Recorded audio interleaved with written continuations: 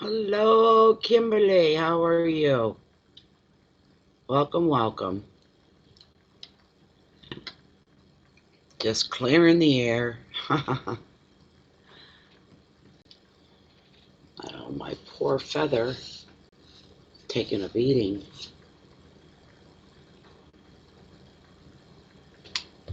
And might as well cleanse up the cards as well.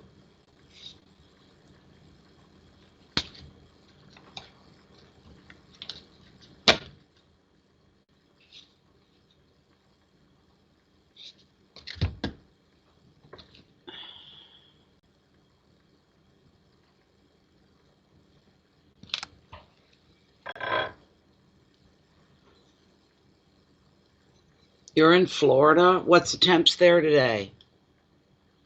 What are the temps there? We're in a bit of a cold snap here. We've had a real easy winter. It's been unbelievable, really. Very grateful. Mild temperatures. We've only really in my neck of the woods here have only had two snowstorms where the snow actually stayed. So that's what we've been looking at for weeks. It's been cold enough so that it didn't melt too much. Northern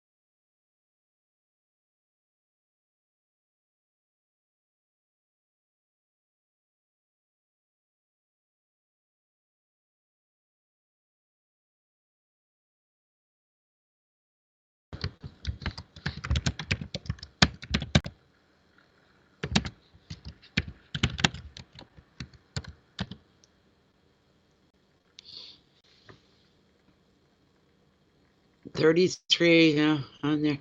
Where you at, Elaine? Where are you?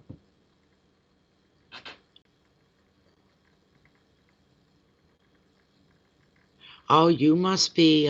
You're in the UK. No, probably further than that.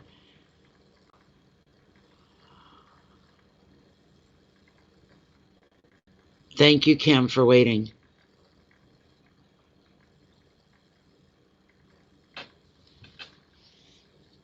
Welcome, everybody. For those that are new, I'm Natalie, and I'm here to do mini readings today.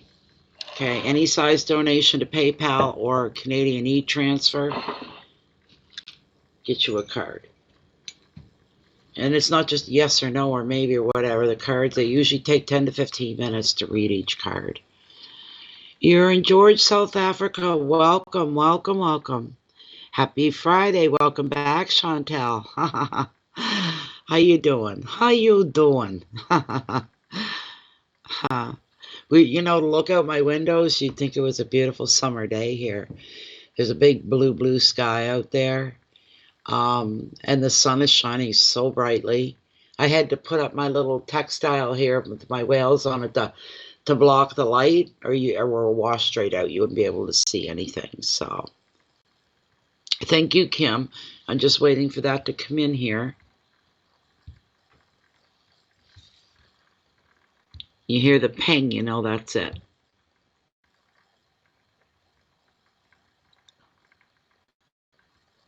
There it is. I didn't hear the ping, but there it is. Running a little slow. Okay. Thank you so much, Kim.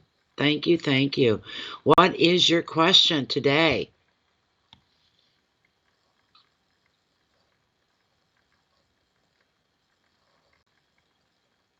The sunshine is very deceiving, Chantal. Very deceiving. I love the fog. I live in one of the foggiest places on the planet, I think. We embrace the fog here. This time of year, if we could get even an afternoon, a morning, a night, a few hours with some nice heavy soupy fog rolling in, it'd be fantastic, because fog on snow, it's like acid. It's unbelievable. So, do you know what your question is, or did you just want a general okay, I've been wanting to know about my career and future. All right. Okay, this is for Kim. And Kim's asking any enlightenment towards her future and her career.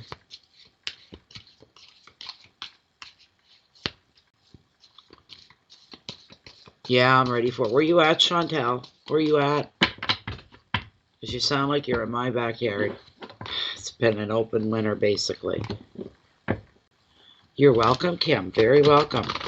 Very welcome. Kim Dambert wants to know about her career, her future. What does she need whoops, I'm getting all dropsy. One moment. Some nice card. He's my favorite. Anybody that's new? He's my favorite. The Magician. He's my #1 card. And literally #1 in the deck as well. Kim wants some insight on her future and career. Whatever you can bring forward here would be wonderful. Thank you, thank you, thank you, thank you, thank you, thank you, thank you. Thank you, thank you. We'll start running them through.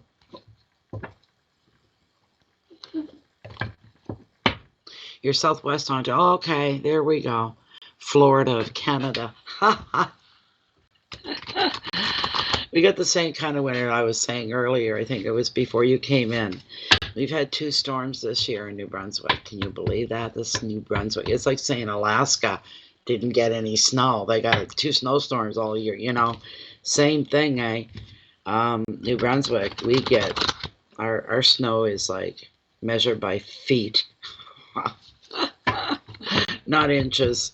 And in October, I think it was Farmer's Almanac put out their predictions, and it was like end of the world, snowmageddon, no matter where you lived in the country. It was the whole country was going to go down this winter.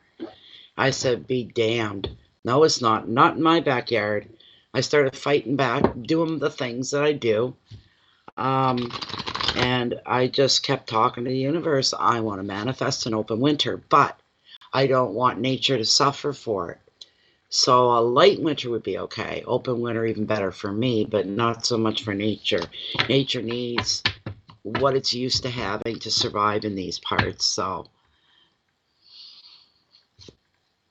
not this year either. We've had two storms. They were next to nothing. They were calling a one storm up to 50 centimeters of snow. We might have got 11, 12. That was it. But right now it's a chilly day, a little chillier than what it's been, but that's okay. February has always been the coldest month of the year for us. Anyway, normally in New Brunswick, in this part of the world, we get 6 whole months of winter, and that's not been it at all this year. It's been fantastic. Kim, I'm going to cut your card right here. Kim Dambert wants to know about her future and her career. Please bring forth some enlightenment, some anticipation. Well, now, I have not seen him in a long, long time. You got the high priest. He's all about wisdom. He's the teacher card of tarot, by the way. He is the teacher card of tarot.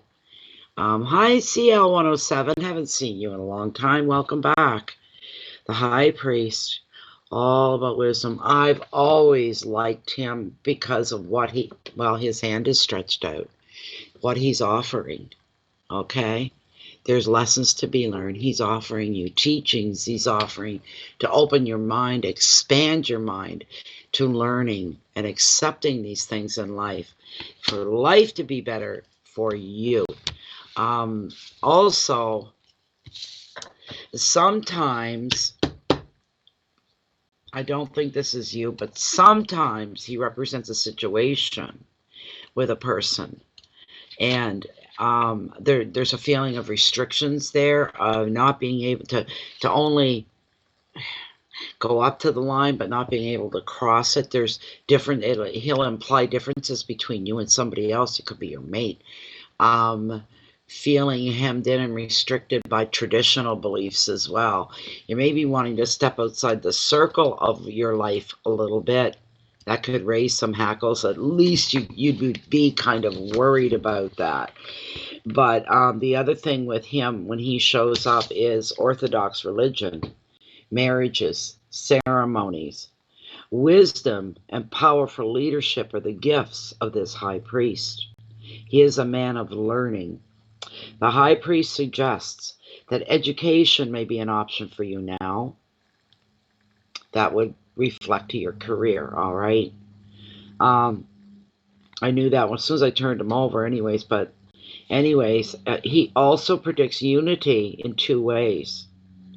First, in the mind, body, and the soul, so that you will feel connected to your intuition and close to your guides. And secondly, he represents the unity of two people as they come together as one. An additional meaning of the card is convention and tradition. And right behind that, I'm hearing don't rock the boat. Maybe, maybe not. We'll talk about that. But if convention and tradition, if it's just, that's something that's just not for you, you may feel restricted by another's traditional beliefs.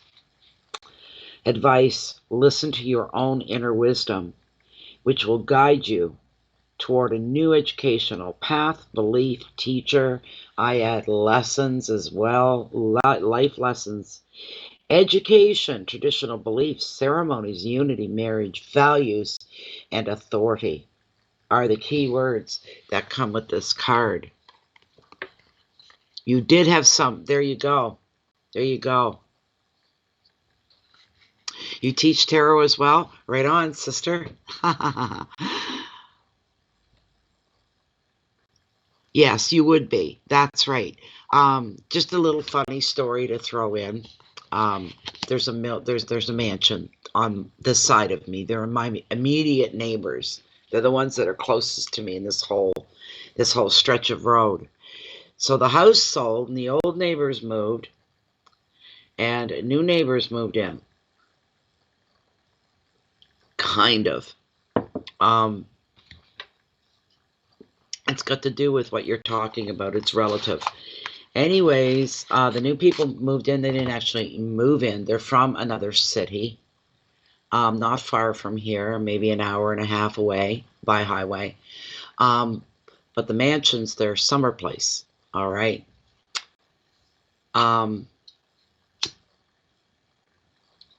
Here's the thing. The story, I don't mean for it to go on, but it's related to this, and it's kind of funny. I find it humorous. I heard through the grapevine before they moved here that he's an optometrist, an eye specialist doctor, and she's a pastor. Yeah, pastor in the city that they're from. And I thought, oh, interesting. But before that, I was putting my garbage out one Tuesday morning, and I'm dragging across the bins across the lawn. It's 10 to 7 in the morning, and I can hear the crunch of footsteps coming up the road. I can't see right away because I've got trees that block that. Yeah, they have to be beyond the trees before. Anyway, I kind of looked. I did a double take, and I thought real quick, I don't know them. It's a man and a woman. She's walking carrying a travel mug, right, with coffee probably at 10 to 7 in the morning. She's walking ahead of him, and her face is in a knot. She doesn't turn her head at me. She turns her eyes. She looks at me, and she just gets even meaner looking. I said to myself, fine, F you too. I'm not gonna like beg. I don't know who you are. You're in my yard. You're in my. I let it go, right? Somebody said that was probably the new people. I said, really? And yeah, she's the pastor. I said, really? Shouldn't act like any pastor I've ever known. Any pastor, if there's a new person moves into the neighborhood, or a new person that they move into a new neighborhood, the minute they see anybody new, they try to recruit them for the church. They're welcoming and what this woman had an attitude going by, angry, and let it go. Speed ahead a couple months to summertime. Long story short, my other neighbor lives up on the hill across the road. He has 3 pigs. The pigs got loose. The pigs crossed the road over to the millionaire property, and they ate up the lawn. They dug up the lawn. They shit on the lawn, and then they found all the beautiful vases that sat on the ground full of the most gorgeous bedding plants ever, and they ate them too. So they did some damage. The guy that owns the pigs, well, here's what I'm getting to. She's from a church, and she has no idea who I am. She has no idea what I do. Most of my neighbors don't know. I keep it to myself. And if she thinks I'm going to be bad, wait till she meets him. You swear to God you've met Lucifer's brother. Not that he's a mean person, but he is one of a kind. I've been around, nothing much offends me, and there are times he makes the hair stand on the back of my neck. He didn't just say that, oh my God. I said, when they find out they've got a demon living over here, and a witch, they'll call me a witch. They will, even though I don't practice witchcraft. And a witch living over there, oh my God, we moved into the bowels of hell. There you go. I think it's hilarious. I really thought that it's hilarious. Wonderful, Kim. Wonderful. You stick it to them. Thank you, Elaine. I'll check you out in just a moment.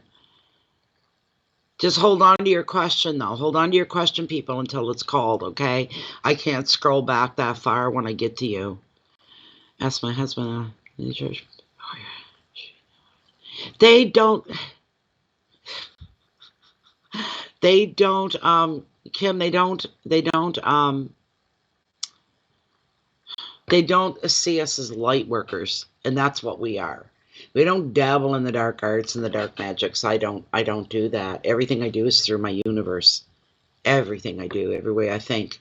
I've been calling on it strongly lately. I don't know if it's my age or what it is, but I've been kind of on the high-strung side, and things like this. But I find when I read, I go into a different place somehow, and is beneficial for me. It gets when I read like I'm doing now, it lowers the blood pressure. It's good for me. And you know what? Anything that's good for me that makes me feel good or feel better, everybody else around me is going to benefit from that. Nobody wants to see me when I'm at my worst, and when I'm at worst, I'm horrible. I'm just to myself. Not horrible so much to other people, but more to myself. But we are light workers. We are light workers, and that's just the way it is. Hold on, though. We're not done with your card. We're nowhere near being done. It is hard. It is hard. That's wonderful. My husband used to say, every morning he'd get up and he'd say it to himself, not out loud, but he'd say it, let me be a blessing to someone today. He would want to have the best day he could have, but let me be a blessing to someone today. He would say that a lot.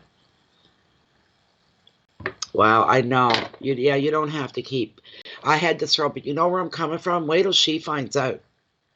And I thought, you're a hypocrite like the rest. You should have at least said good morning to me, moving into my neighborhood the morning I was dragging my garbage out at 10 to 7. You should have been warm, and I would have gladly said, welcome to the neighborhood. I would have been very, but the look I got, don't even look my way. Why? And then all of a sudden, and over the pigs, my son was here and we helped to corral the pigs up. We told the owner about the pigs. We took care of all that end of it. And she was like, well, it's not the ideal situation, but I'm so excited to finally meet my neighbor. And I thought, you two-faced, hypocritical, beep. I'm not that far above it that I'm going to curse out a minister, or anything like that. But it's hilarious. Wait till they find out. Wait till they find out. And then I spoke to her once after that, and we had a big windstorm go through, and the surf was up, and the tide was up, and it was a noisy night full of high surf, and it was I love it. It was and she said, how can you stand? How long have you been living here? And I told you, and you listened to that. I was terrified. She said, we were here for the weekend. I was terrified. You bought a house right on the Bay of Fundy. They're closer to the water than I am. I'm back. I sit up on a hill. So I don't think she's carrying that much of a full load. The other thing, the educational part for you, Kim, is your teachings. And you're bringing in and bringing up, in a manner of speaking, new light workers into the world, because that's what we are. We try to bring peace and sunshine. Hi, Sharita. Have a good night. Have a good day. Hello, Mary Jane. Yes, exactly. But yes, you're on the right path. You're teaching now, so you're on the right path. I can tell you that. If there are any traditional beliefs for you to follow, they're your own, by the way.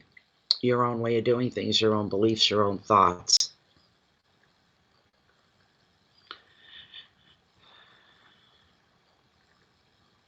But yes, there could be people, well, there are, and there are, even if I'm not aware specifically who, but there are people around us that do make us feel restricted, almost like we have to hide in shame what it is that we do. They don't get it. They were born the same way we were. They were born with the gifts. They were born with the survival package. We're all the same. Her and I would not get along. I didn't feel the vibe I pick up on when I meet people and know they're going to be in my life for a long time. They're going to be a good friend for a long time. I pick up on that vibe. It was not with her. I wanted to rebuke her right on the spot, to tell you the truth.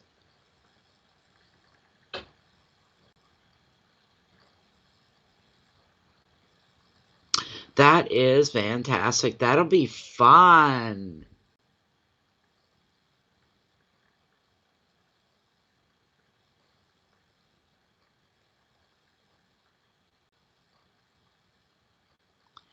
It's highly misunderstood, Chantel. Highly misunderstood.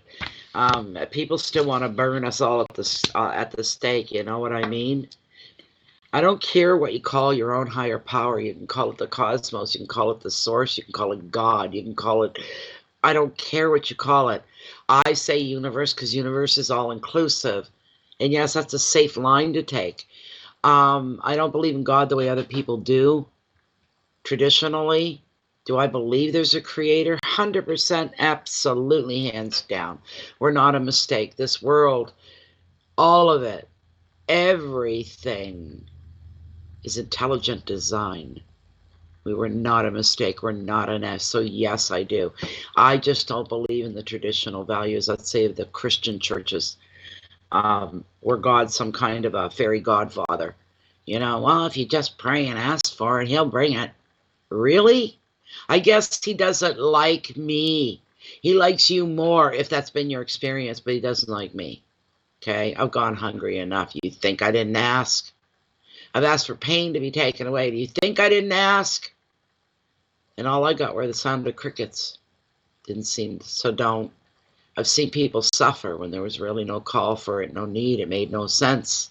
I got many arguments, but anyways. How are you doing, Diana? I tell them you're in Aries, Chantel. That's funny. Yes. That's true too as well, Kim. I hear what you're saying there. We don't run countries according to what our own God is for our country. Yeah, it doesn't work that way. I'm going to move on now. But Kim, you're on the right track. You're doing the right thing. Keep doing what you're doing. And you're being inventive. You're making it fun. You guys are going to be out in the public tonight. So there you go. You'll have a great time. I'm sure you'll have a great time.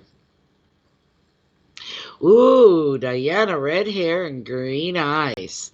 That's exciting. I'm going to move into the next ding-a-ling, the next person that we got here. One moment. And I am calling to the microphone up front and center. Who am I calling? I got crap popping up. Not now. Go away.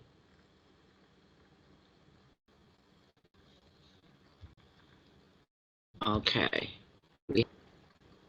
Let me check. Okay.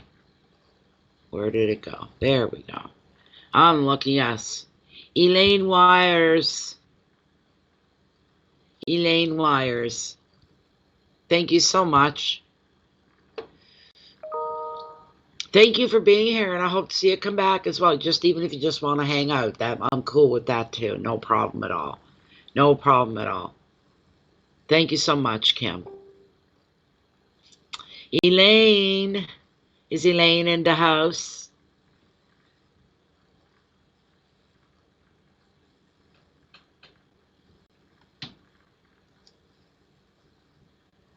Are you Elaine, Mary Jane?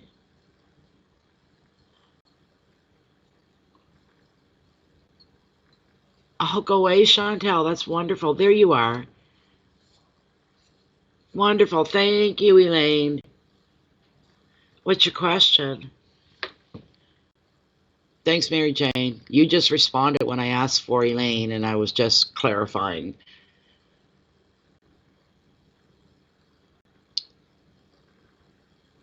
I always like hearing the backstories. People come back and they say, oh my gosh, that happened. It came true, whatever, right? So, you got your question there ready, Elaine? Okay. Will me and an Aries have a future forward? All right, let's find out. Let's find out.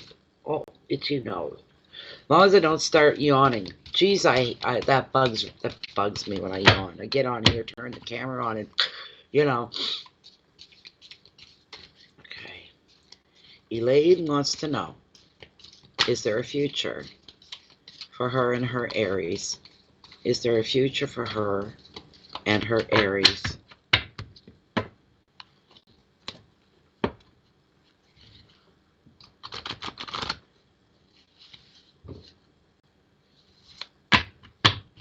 Is there a future for Elaine and her Aries? Thank you, thank you, thank you, thank you, thank you, thank you, thank you, thank you, thank you. All right, I'm going to cut right here, Elaine.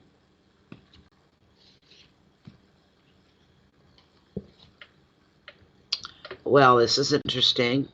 Per your question. You got the Hangman.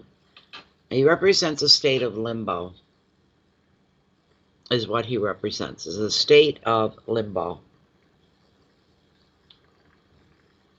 Hello, Plasma. Welcome. It is a strong energy in here today.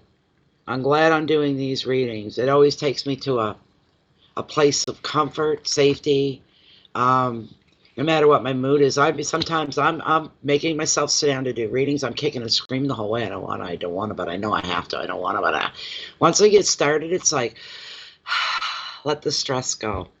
So, Elaine, the Hangman and Limbo. It's an interesting card. This is an interesting card for you. Beautiful card, really. Not a bad card by any means. It's interesting. He has found himself, of course, this can be you, where everything's come to kind of a standstill. There's a bit of a standstill going here. And basically, it's out of his hands. He's waiting. He's waiting on something. He's waiting on information or a decision. This all applies to you. He knows it's going to be a while, waiting for this turn, this change. And he's at the mercy of it. All he can do is sit and wait. maybe something that you're going through. Maybe it's not moving along fast. You're not seeing the promising signs of a not so solid enough yet. So that's why you're thinking and wondering. But you know what? Here's what you have to do. Some things we can't push. Some things we just literally have no control over. And we know instinctively to not push the object, push the subject, push the matter, but to let it play itself out. With him, metaphorically, he knows this, so he's found a way, well, I'm just going to get comfortable. That's what I'm going to do. I'm going to get, you could see by the body language, look at, he is tied up, he can't break loose, he's stuck, but look at his body language, look at his hands, they're opened. If he was struggling and uncomfortable, they'd be like fists, and he'd be twisting and fighting to get out. He's resigned. I'll save my energy, use it for something else. And part of this card as well acknowledges that this is not, some would say, well, I'm wasting my time here. How much time am I going to lose before I can get at it? He's found a way, as I said, to get physically comfortable, clear his mind, and concentrate on some other things up here. Rethinking things, looking at things objectively, coming back and looking at things from a different angle, inventing, creating, brainstorming. In the end, it wasn't, because there's going to be some enlightening moments here, all right? Birth to something new. And he'll say to himself, this wasn't time wasted after all. This was time well spent. Let me give you the generic meaning here of the card. So what we're looking at, when the hangman arrives in your reading, you cannot move forward. You're stuck in limbo. You may be waiting for a decision to be made, or generally feel that some aspects of your life are on hold, as relationships and maybe projects remain static. This lack of control can leave you frustrated, and you may be able to decide to reach a compromise with someone rather than hang around much longer. However, the hangman is asking you to stay calm. Think through your options rather than rush to find an instant way out of a bind. This need not be time wasted after all. The advice, use this time that you're waiting to see your situation in a new light and find alternative perspectives. You may find an ingenious solution or gain a valuable insight. And your keywords are waiting and time, frustration, sacrifice, insight, purpose, viewpoints. Taking a shortcut? No, don't do that. That's one of my favorite things I've coined. Nobody else. Comes straight from me. I've been saying it for a couple of years. The only thing you get from instant fixes is that something may be fixed, but guess what? It's for literally an instant. And then when that washes away, you're left with what? Exactly where you were, if not pushed back a little further. That's what instant fixes do. They'll mess you up. You see a mountain? All right. That's a nice tall mountain. By golly, that would challenge anybody. You know what's up that mountain? There's a path. There's a path. Tarot and spirit, always for your own better interest, want you to climb that path, no matter how hard or difficult it is. And it's okay to do so, because that path is well worn down. There have been many that have gone, they call it the tried and true. And that's the way you have to go. The reward is coming down the other side. Your path will be clear. It'll be smooth. You need to be patient. You need to wait. You can't put, what I'm hearing is, do not push the issue with your Aries. Don't push it.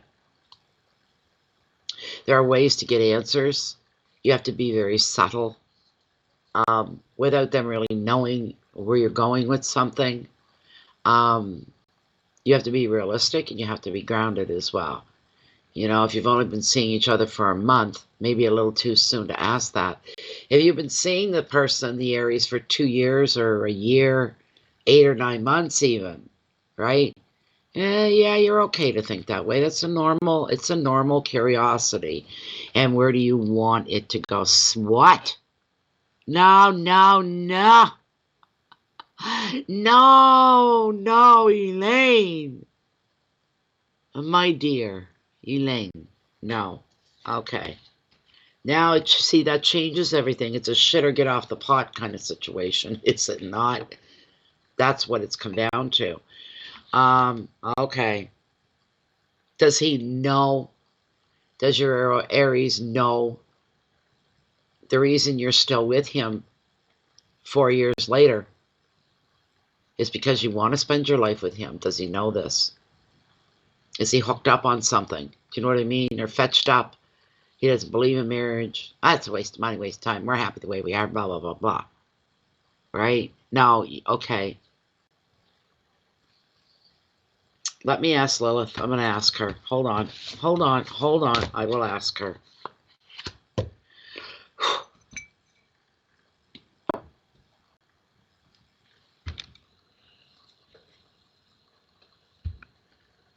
Okay, Lilith. Time to wake up. Wakey, wakey. So, for the question here for Elaine and her Aries, who've been together for the last 4 years, Elaine wants to know, is there a long-term future in this relationship? Is it going to go on longer? Are we looking at a long-term relationship far into the future for Elaine? Is the relationship between Elaine and her Aries going to lead into a lifetime commitment? Is it going to lead into a lifetime commitment, Lilith? She's saying yes. Is Elaine to do anything to move things ahead, to clear the air? Is there anything she can do to clear the air? I don't think, no. Yeah, I didn't think so. So she's got to wait for him to wake up, basically. Yeah, she didn't even hesitate. Yeah, he's got to wake up and smell the coffee. He's got to wake up and smell the coffee. There's nothing you can do. You're basically, you're at his mercy because it's what you want. To change it, to begin it, to end it, it's completely in your ball court. It's what you do, you know. Do you brave ahead? You forge ahead bravely, you know. Wow. She says there is a long-term future. That's all I can give you.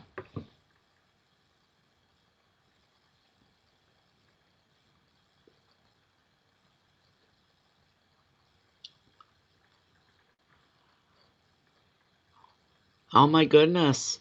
Oh my gosh, that's interesting, Mary Jane. That's very interesting.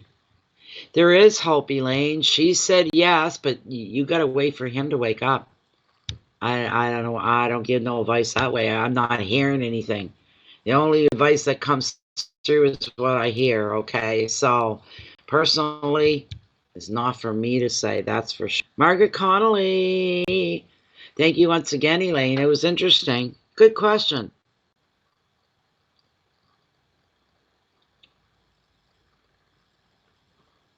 Margaret Connolly. Thank you, Elaine. Thanks for being here and come back again. Hi. Okay. What was your question again, Mary Jane?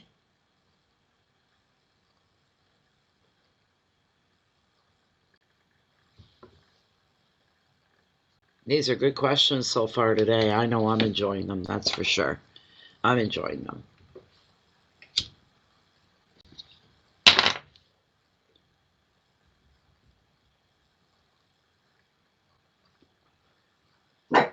You want a general? No problem at all. What are you barking at? What? There's nobody here. Or he hears things that I don't. Okay, it's for Mary Jane Weeds.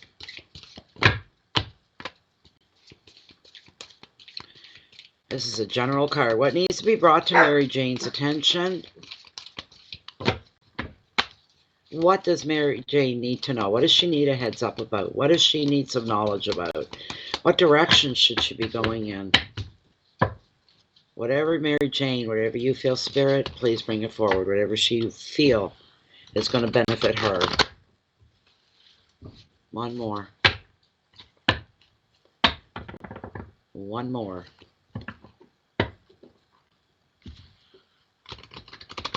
Come on, baby. There we go. There we go. God, it's a beautiful day to look out that window, but it's so cold. Oh my. Heads up for you, Mary Jane. Heads up, okay? Heads up big time.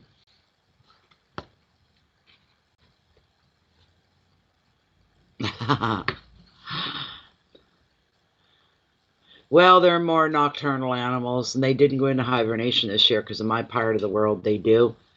You usually don't see them. They're like the first sign of spring, one of the earliest. They didn't go completely hibernate this year. And they're more nocturnal. You won't see them until after dark. So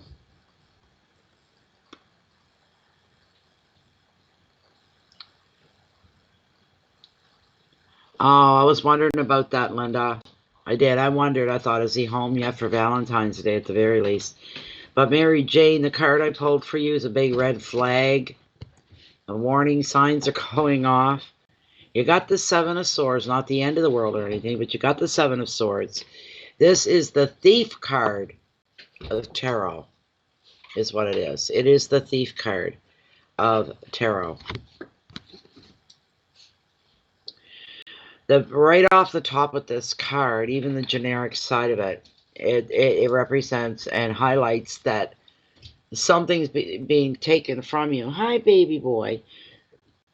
Something is being taken from you, or somebody's trying. Yes, take extra care with your possessions, your hearts. You know what I mean? The real stuff in watch your purse, your wallet. Lock your vehicle, lock your doors, your windows. Be a little more diligent than ever. Don't barricade yourself, because this could be theft of your energy as well. It's something that's not quite tangible. It feels more real than a diamond ring. Do you know what I mean? Baby boy, what you want, honey bunny? What my baby want? I love ya. Give me a kiss. Mwah. Oh, they're always so wet and sloppy. You're always so wet and sloppy. Sevens are about possibilities, so keep that in mind as well. This is things that could possibly happen. With the seven being known as the Thief card of Tarot, because it reveals something being taken from you, and often it validates your suspicions. So you may be a little, your spidey senses may be tingling already. All right, with thoughts of somebody like, should you or shouldn't you? Can I or can't I? All in the flavor of trust, right? And there's something disturbing that's bothering you. Maybe you can't quite put your finger on it. Your intuition, if it's telling you to not trust, you need to follow that. There's something particular going on. You need to investigate the details, rather to agree to any offers straight away as well. There's a theft there waiting to happen, an abuse of some kind waiting to happen, to be taken for a ride, if you know what I mean. The possibility of it is there. So you got to do your homework. If something new pops in that's going to, take some of your personal time, your investing of yourself or your wallet, wait until you have evidence to make sure that something is genuine. When your intuition is telling you, too good to be true, too good to be true, you need to check it out. I don't care who it's from. Could be somebody bringing you some kind of opportunity, but they don't know all the details, all the ins and outs. Then it's up to you to do that. You're the one most affected. Also, this card is asking you to take extra care of your possessions and to protect yourself from negative people who could drain your energy. The advice of the card is protect your assets Examine the motives of others carefully. Keep your guard up. In other words, use the Whiffam theory in reverse. Whiffam, what's in it for me? You twist that around to whoever you're suspicious of. What's in it for them? Why are they here? Why are they suddenly interested? Where the hell do they come from? They're in it for themselves. There's the bottom line. Even if it means taking something from you. Some people have no problem with that. That's why the world's crap at times. Your keywords are theft, negative people, insecurity, intuition, mistrust, decisions, and protection. However you make your monthly income, however, through a job, whatever it is that you do, because I'm feeling a nudge. I'm feeling a nudge. That could be the problem. This comes down to your bottom dollar. This comes down to your financial security.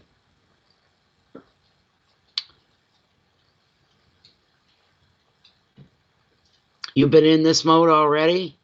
Yeah, let's ask Lilith and see what she's got to say about it, Mary Jane. I want to see what she's going to say.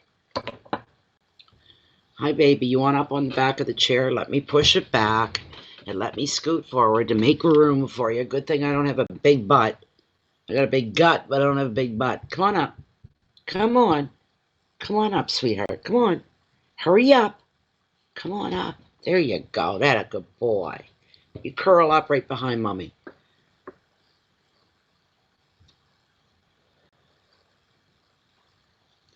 Okay, Lilith. Lilith. She's a good Lilith. Anybody knows the story about Liliths? She's a good one. Your spidey senses are going off? Yeah, I bet. Okay. Alrighty. This is for Mary Jane, still within the parameters of her card today, and her question was a general. What we got was the Thief card. Is she going to suffer this loss? That's whatever the loss may be, Lilith. Is Mary Jane going to suffer the loss that the 7 is implicating, that there's going to be a theft, or there's going to be a loss? Is she going to lose something here?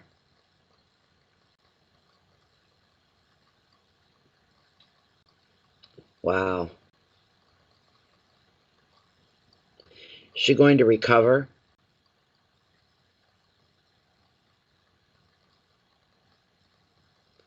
Will she come back out ahead and in front again? She's saying yes to all of it. You are going to lose something, but you're going to come out, you're going to land on your feet anyway. Looking past that, whoops, I went too low, sorry. Looking past the loss, does the future look good for Mary Jane overall? She's saying yes right off, very quickly, yes. Yes. Okay. Well, Mary Jane, it sounds like you will suffer a loss of some kind, but it'll be okay. You'll get through it. You'll get over it. You will continue to grow. You will continue to forge forward in your life. You're not going to miss a beat. You know what? I don't know why, because I don't know what the loss is. I haven't an inkling. But I can tell you this. What I'm intuitively feeling, that is in the bigger picture, you'll be grateful for this loss after the fact. Not before, not during, but after the fact, this will turn out to be, as some call, a blessing in disguise for you. You're very, very welcome. You're very welcome. You're going to be okay.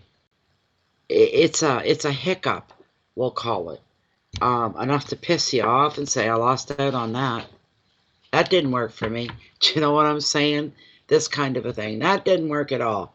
You know, but you're going to move where you look back and say, if that hadn't happened, if I hadn't gone through that, I wouldn't be where I am right now. Where I'm at right now, it's pretty sweet. I've got no complaints. That's what I'm hearing for you.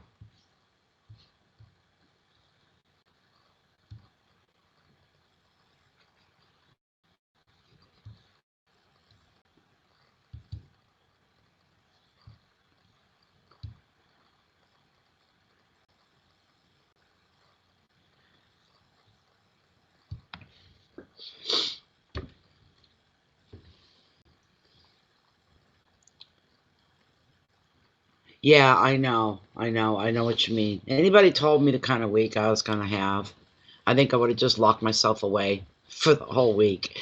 But I'm out here. I'm trying. You know what I'm saying? You're welcome. Come back again sometime as well. Don't be a stranger. Hey, baby. Poor baby. He likes to do tarot. I should send you to one of Kim Dan's tarot classes is what we should do. Right? Maybe you get to pick the cards with your nose or something. Or paw. Who's my boy? I love ya. Get back there. He needs a cut. He needs his nails done. He need, right? He's my boy, my little lover boy. He raises hell all day. He's a handful. But at nighttime, he sleeps through the night with me. And he does really well. I love it. I love when he sleeps with me. He gets right in there, right close and tight, you know? I love it. And I wake up in the middle of the night, and he's usually on his back. He usually has his head under the blanket, but the rest of him's exposed. All four legs in the air, sound asleep. Now, you got to go back here. There you go. It's awkward holding you like that. He's as big as he's going to get. He's a good boy. Who's your good boy? That's the wind.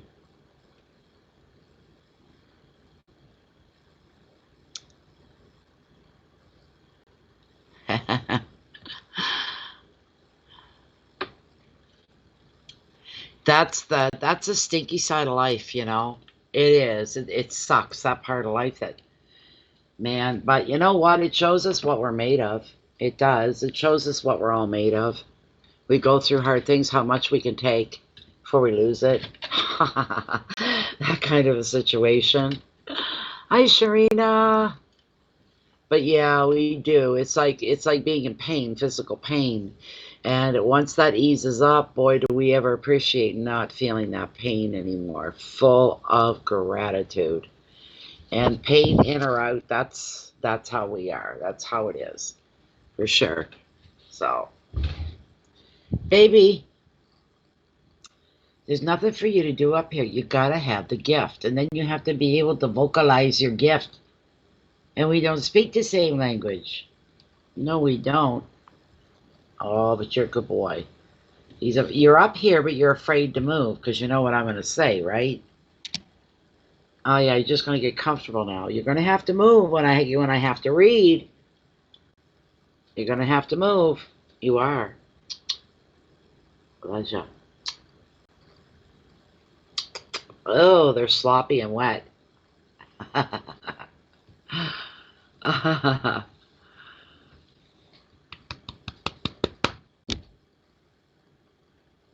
What do you think? Huh? Do you want to pick a card? Do you want to pick a card? You can't eat them. No, you already did that to one deck. They're not edible. Ah, what kind of card? That one? All right, let's see what you picked. Just for shits and giggles. That's the one he picked right there. What did he pick? What? No, no. That's not a nice card. A heartbreak card of tarot? I don't think so. I don't think so, Tim.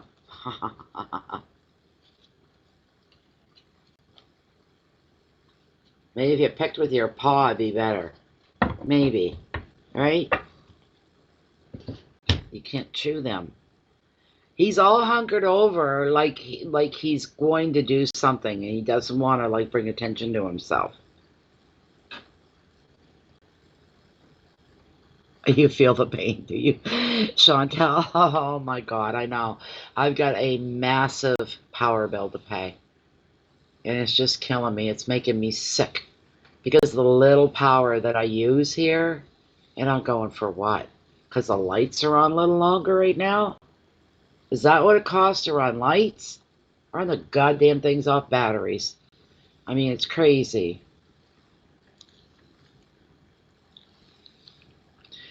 Yep. We need to win a lottery. Pay off the bills, and then we can, not have any more stress or worries. Isn't that right?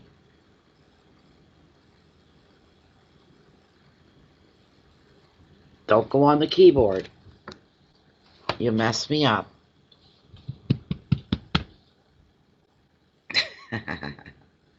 He's not happy with me because the weather lately. I always get him out, even if it's chilly, chilly, chilly.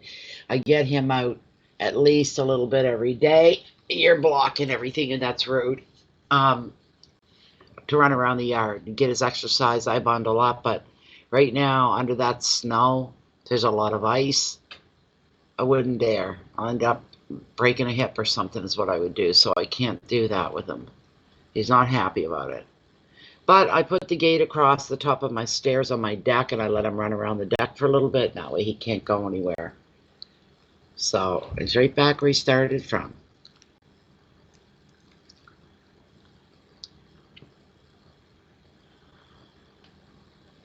You live in the boonies too? Same here.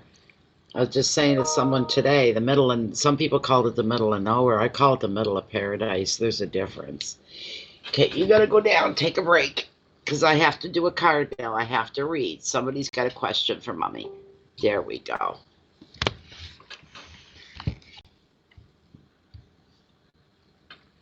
Somebody asked me, how can you stand it? How can you stand living way out here? I said, how do you stand living in the city? Diana. Come on. Well, I make it to the stop. Oh, I hate you. I just hate you. Diana. The Stones. Oh my God. Diana, the Stones. May 12th, eh? Wow, I've never seen them. This is for Diana. Diana's Orchids. She's asking, is she going to make it to see the Stones concert on May the 12th? Will Diana be attending the Stones concert May the 12th? Yes, there's the thing, the peace of mind being, I don't normally get scared of the bills. I try to do my best to keep on top of them so they're everything's current. It's the first time my bill's been this high in a couple of years.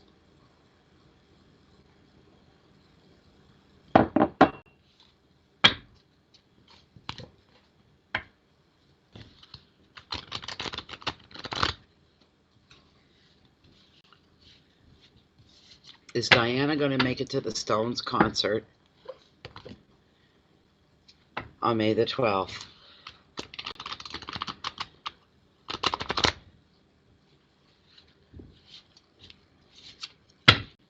Baby, what is it?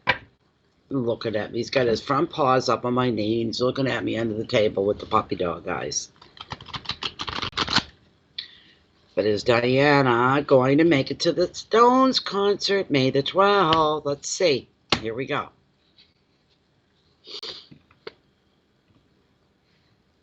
Yes. What? What the hell does this card have to do with Mick Jagger? Oh my goodness. What is going on here, Diana? You got the vortex. You got the vortex. It's okay. You say yay. Go right ahead. This card, it's the same as the devil. All right. In the Rider-Waite deck, in most decks, he is the devil, is the vortex. Oh my goodness. When it comes up in someone's reading, it doesn't bode very well for some that are married. It's a card of affairs, usually affairs of the heart. Stop poking at me. He nudges me with his nose over and over. He wants my attention.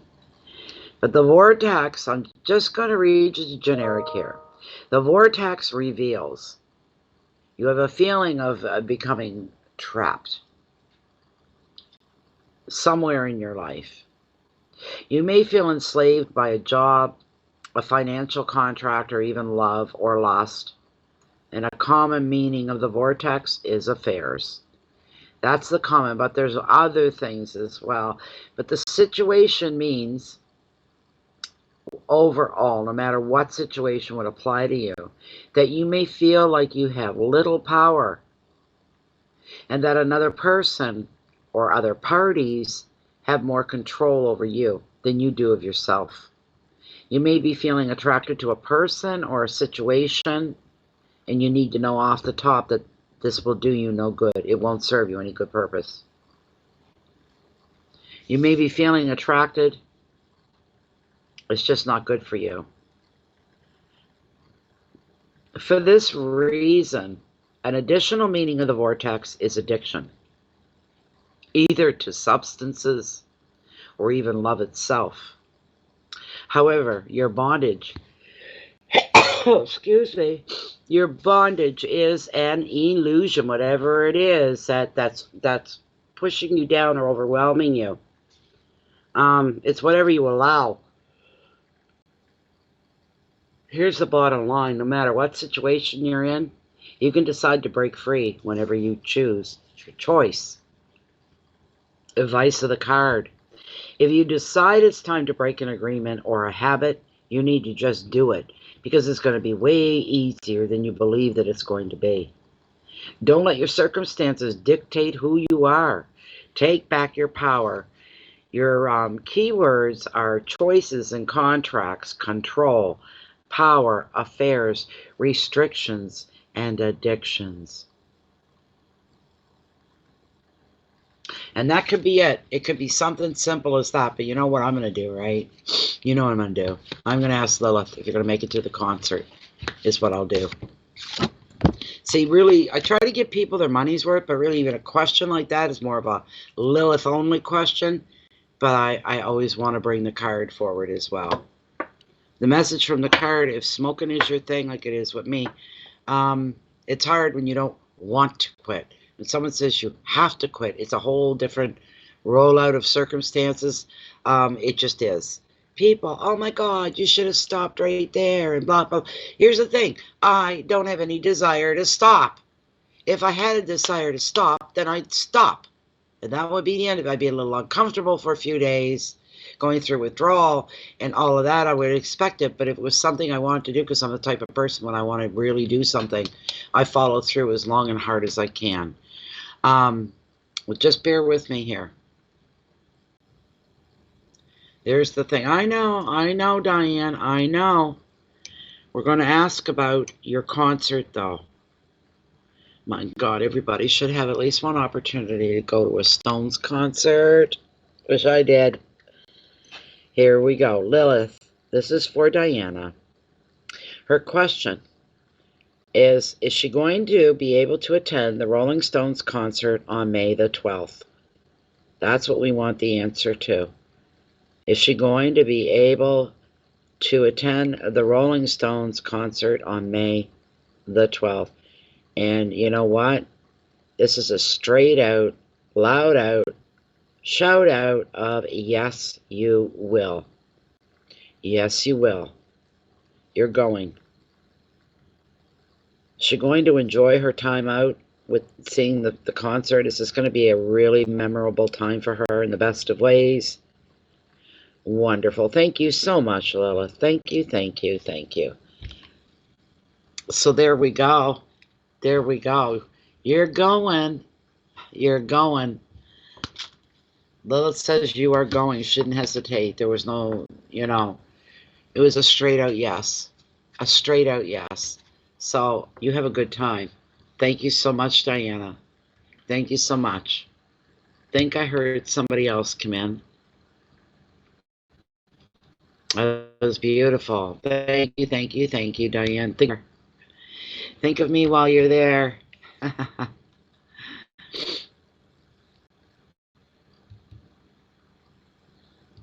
Okay, maybe that was something. It was something else. What was it, though?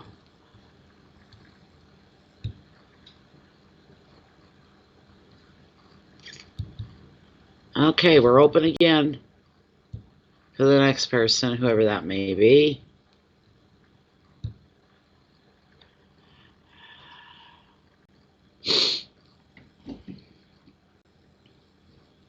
Wow, Chantel.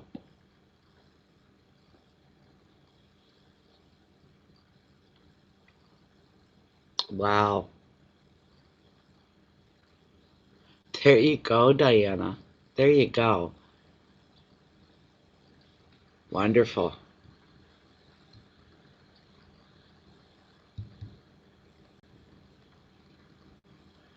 I think I'm getting a cold. That's what I think. I truly think I'm getting a cold. Just a little snuffy here now. A little snuffy.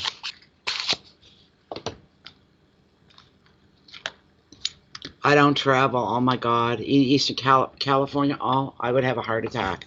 I'm not a traveler in my head, but physically, honest to God, on my birthday on July the 10th of last year, we went to a place called Grand Banana Island, and it sits out at the mouth of the Bay of Fundy. You have to take a ferry to get there. And we thought, nice, easy, short day trip. Won't it be nice? I wanted to bring my cameras, get pictures of the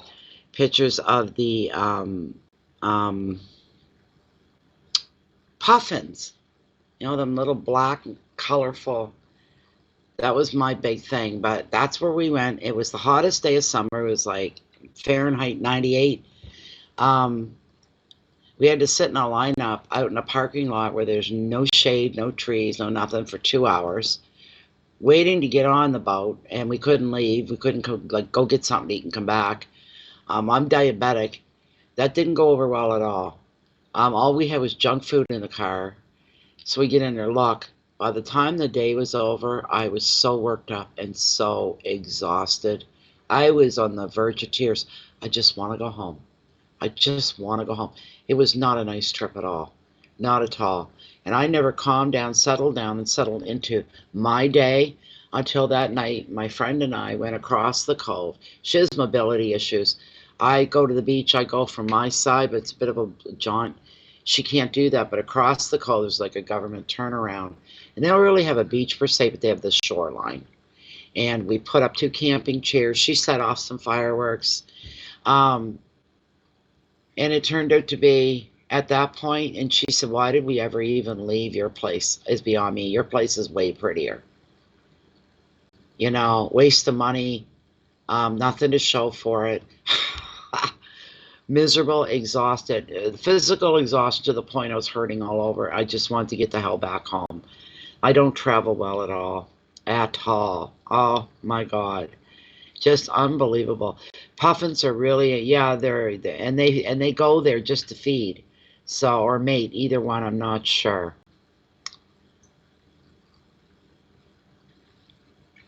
Yeah, maybe. That would be cool though. That would be nice.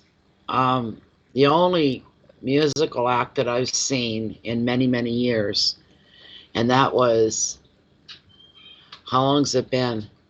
About 8 or 9 years ago, maybe. No, more than that.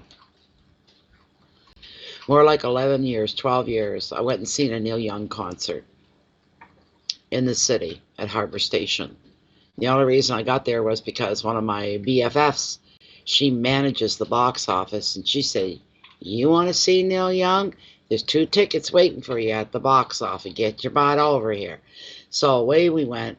It was fantastic. We had just the most wonderful seats. I looked down at the tickets, $148 a piece. I was like, ah, I got in for nothing.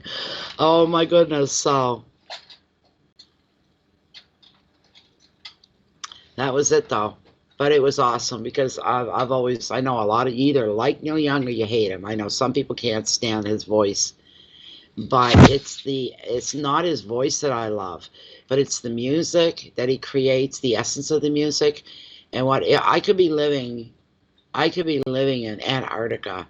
I hear Neil Young and I instantly brought to my own backyard because that's the essence that he sings in. So it's really, really, really nice.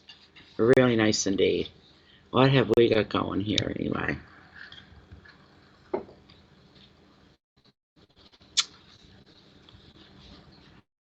Da da da da.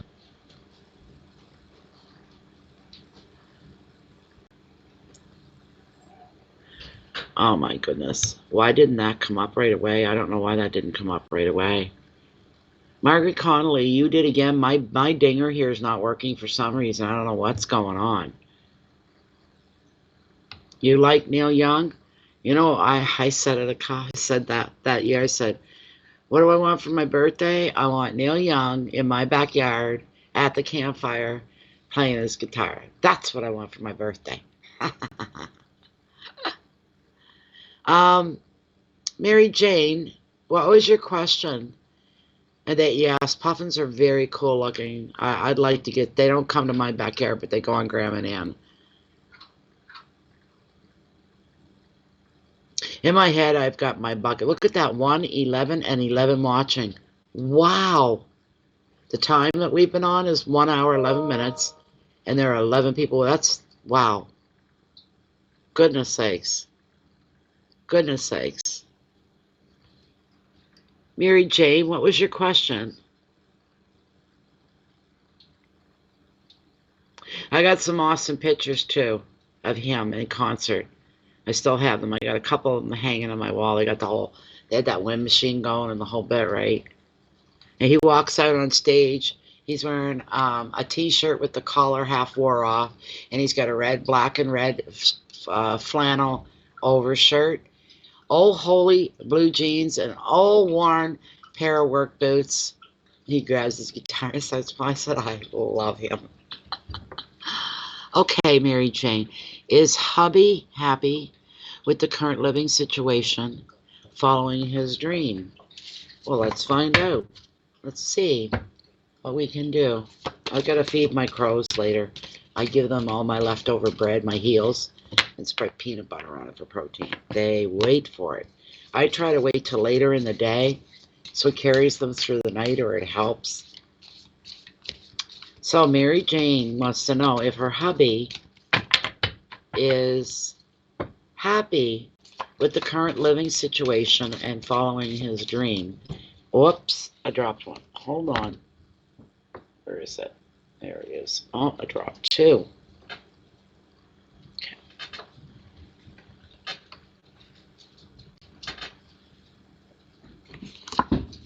Okay. All right. Is Mary Jane's husband happy with his current living situation and following his dream?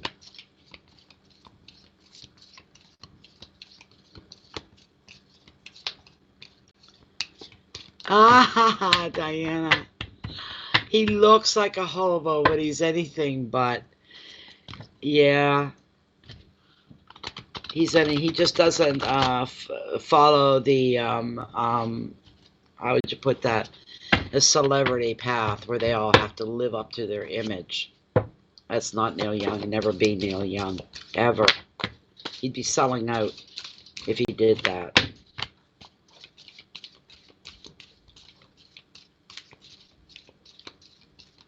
I'll tell you how much of a Neil Young fan I was. I had one tape, was all him, all his hits and stuff. I used to pick my kids up at work, bring them home, take them to work, bring them home, whatever. And every time I got in the car, I'd crank it, right? One day, one of my sons says, I can't stand it anymore. He reaches over, pulls the cassette tape out of the player in the car and whips it out the window. I'm like, oh my God, you little shit and a half. If you weren't taller than me, I'd beat your ass so bad right now. Here we go. Is Mary Jane's hubby happy with his living situation and following his dream? Is this where he is happiest? Is he truly, truly happy? Yeah.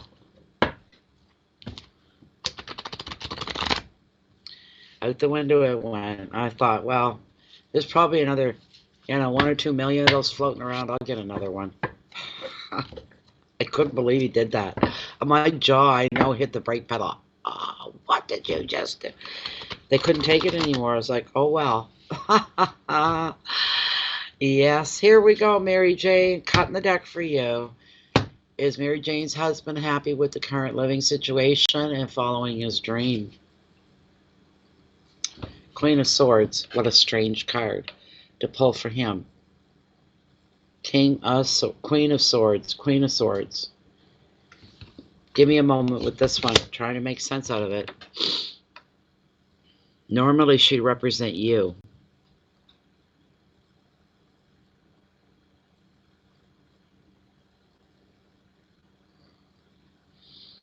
Queen of Swords is a strong, powerful card. I will tell you that. Very strong, very powerful. This is an energy that commands respect at all times. This is an energy. For the person it represents, this is a good energy. This is an energy where you're standing on your own 2 feet. You are who you are. You know who you are. People have a lot of respect for you as well.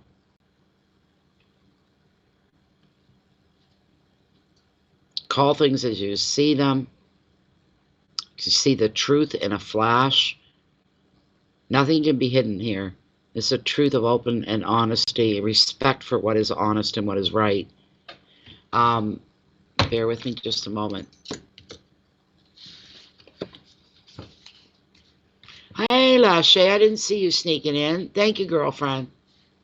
You've been feeling cut out? Okay, okay. Thank you. That's a bit more insight. You shouldn't be, though. There's the thing, because that just feels wrong for you to say that. It feels wrong somehow. Because she's some piece of work in the best of ways. The best of ways. The Queen is highly intelligent and very driven. She commands respect. She holds her ground and puts her interests first. She is charming but does not suffer any fools. She can see the truth in any situation, like that. This card often comes up in a reading to show a strong woman. Sometimes a business leader, independent female, sometimes a single parent. If she comes up as the You card for you, it's time for you to stand up and show your strength of character. You shouldn't be feeling left out of anything. This may be a turning point for you.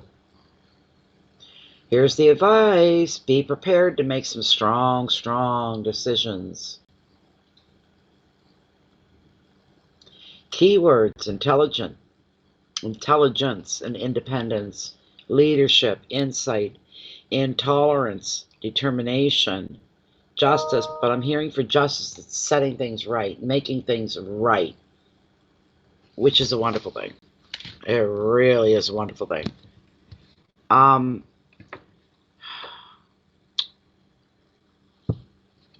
Yes, it is a great card. That's what I'm thinking, Diana. She feels left out of her husband's business and situation. It's time for her to claim some boundaries here. It's time. That's what you need to do. You need to claim some boundaries.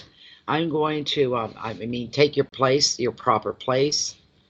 And he needs to be reminded this is your place, where you stand, where you walk, where you've invested part of your life into, right? Because that's what relationships are about.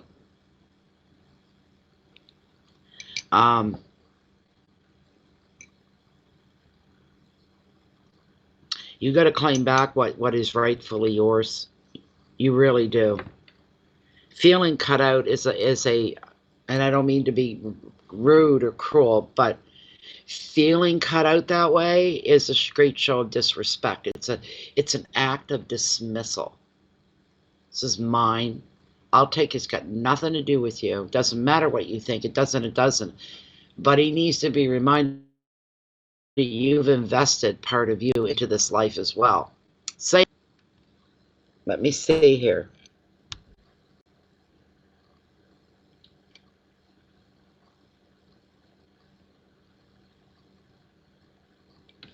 One moment. Yes. Okay. Lilith, we're still within the parameters of Mary Jane's second card and reading. And what she's asking is about her husband, even though the Queen of Swords came up. But the question was, is her husband happy with the current living situation and his career? Is her husband completely happy with these things? His current living situation and his career. Is her husband happy with the way things are? Is her husband completely happy with the way things are? You know, she's saying he is. He is. Was the Queen of Swords directed at Mary Jane? I know it was. And she's saying yes to that as well.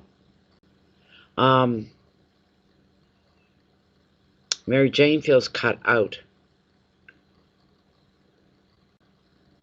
So we need to ask here, where we've got the Queen of Swords that shows a very strong, assertive woman.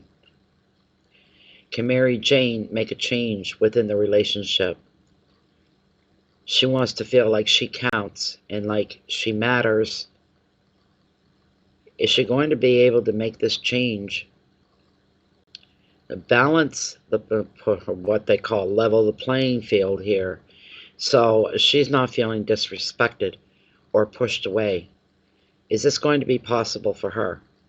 She's saying yes to everything here. Does she ever say no? You're damn right she does, but not for you today. Okay. I'll tell you what I'm hearing, that he may not be hearing you completely as he should. You're being dismissed. Yeah. You know, that kind of thing. Yeah. Or sometimes the other side of it where he comes out and says it has nothing to do with you. Do you know what I'm saying? You need to show the assertive side of who you are. Maybe it'll be a while down the road before you get to the right place to do that. Here we go. I'm going to sneeze again. Excuse me. I really think I'm catching a cold. This may not happen right away for you. You know what I'm hearing? You have to come up with a new approach of some kind. That's what I'm hearing for you, coming up with a new approach. A way to try to approach him that's not going to cause a big uproar. But he needs to know how you're feeling. And that may take a while for him to get it. He may make you angry while you're waiting for him to get it. He needs a little wake-up call. He needs a little nudge to know how you feel. It's important. He doesn't like that side of you. I bet he doesn't. You give him an overdose and tell him, this is how it makes me feel. Don't dismiss what I'm telling you, that this is how this makes me feel. I'm supposed to be your friend and your partner. You're supposed to value my thoughts and value my feelings. And that's not how I'm feeling. You know, he needs to know that you're serious, but you will get there. Most men, not all, there's a lot of men out there don't like that side of a woman. When she says, hey, listen up. You know what I'm saying? Yeah. You got the Queen of Swords, though. That's all about you, for you. You can't go wrong with her. With her energy, there's no way that he's going to push you back or dismiss you.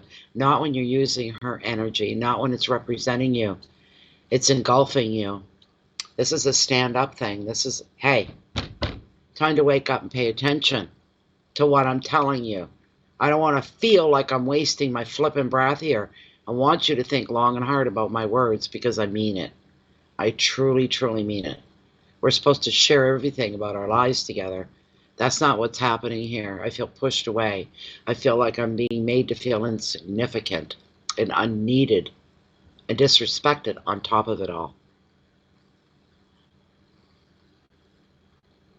So,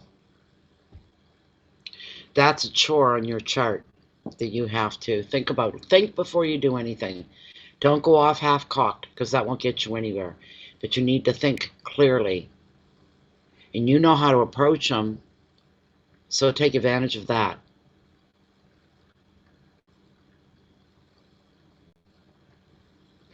Probably she'll respond to that.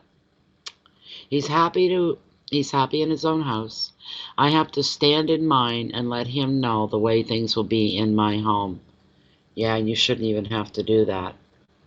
It should be a given. Wow.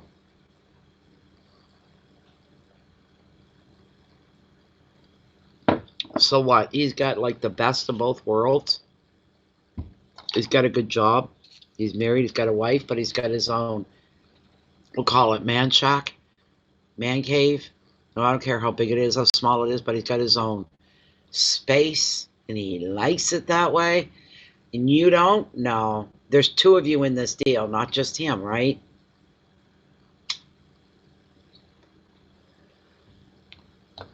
I would gather he's somewhat of an alcoholic, a workaholic as well. I would gather that's part of the problem.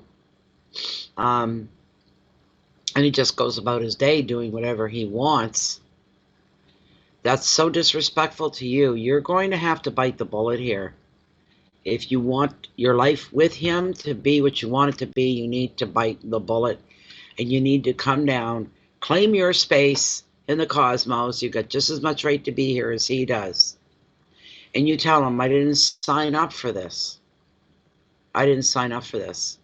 Basically, I'm a single woman that has no freedom. That's not right either. That's not right. It's just wrong all the way around. You have my compassion, I'll tell you that. You got your hands full there. You really do. But that's not fair to you at all. He wants to keep his independence.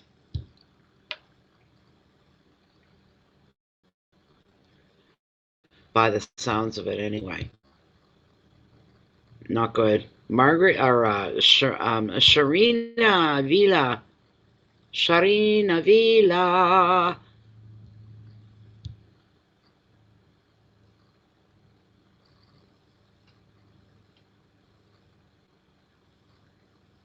How long you been with him, Mary Jane?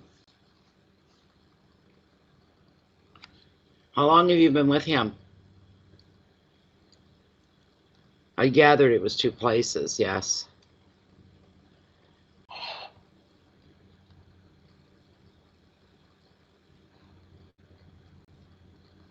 Oh, you've been living apart for 22 years?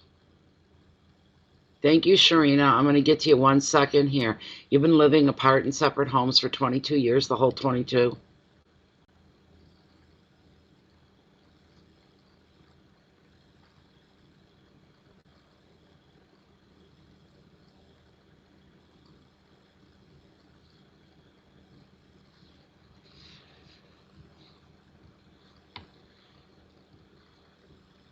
I've lived apart for 17.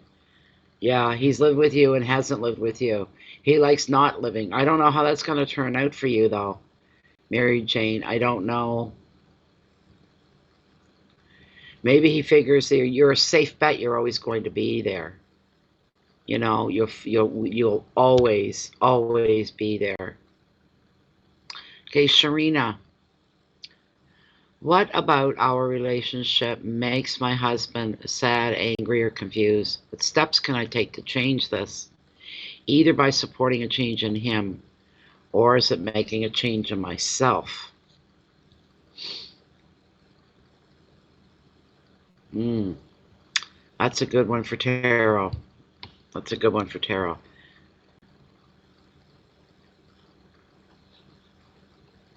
Hi, Donna.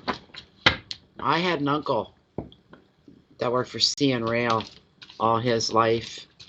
He was stinking rich by the end of it. He was. Quite a rich history there. But in their case, it worked. Married for I don't know how many years. I think that's the only thing that saved their marriage, to tell you the truth, was that he was gone all the time. All the time. There's an interesting story with him. That's why he was so stinking rich when he passed away. It wasn't just straight railroad money. It was other things. Property he bought up in Western Canada. They'd stop somewhere, the train, whatever. He'd check out some land. He was a real smart man.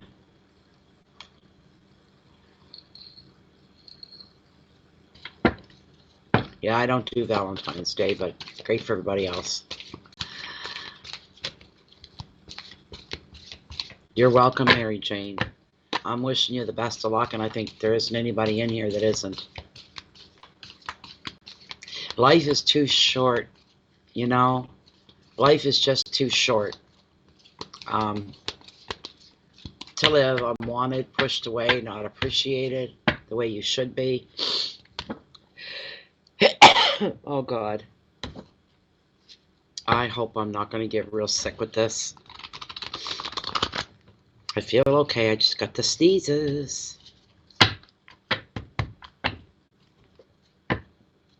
Sharina wants to know, what is it that makes her husband sad? What was it? What makes her husband, about their relationship, what makes her husband sad, angry, or confused? And what steps can I take to change this, either by supporting a change in him or making changes myself?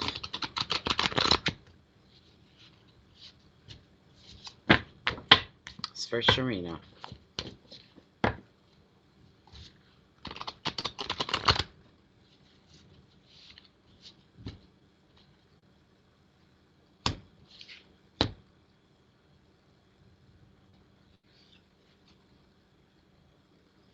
Two of Pentacles. That's interesting. This is interesting.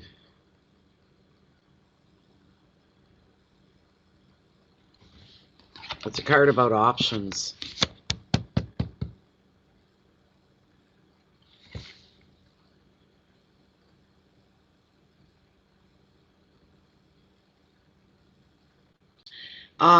Sharina, does your husband have any outside activities outside the marriage, outside the home?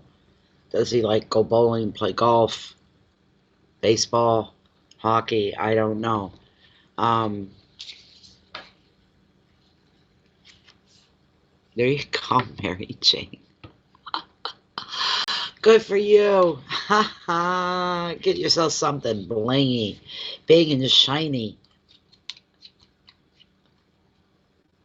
That's what I'd do too. I think I'd be tempted to do that if I could. Okay. Sharina, here is what Tarot sees under the Two of Pentacles. It's showing right now a decision is underway by you, of course. You're considering your options. This is the card about options. You're rehearsing all the possible outcomes rather than taking action. The choice may concern jobs, places or to study, potential homes, or where to travel. But in your case, it really doesn't. But in personal finances, there are demands on your resources, so you may find yourself juggling income and expenditures in order to balance the books. The advice for you is to pay attention to the detail of any financial agreements or any offers. Look to the long-term benefits rather than going for the short-term gain. Keywords are choices and property, finances, balance, judgment, contracts, and details. I'm going back to the beginning. You know you have options. That's why you're considering a couple of them, but you're looking first. Well, if I go this way, what do I see possibly the outcome is? What is the bigger picture? But if I go this, you're really looking for where to begin. Never mind the middle, and let's jump to the end and see where that's going to take us. No, in what way?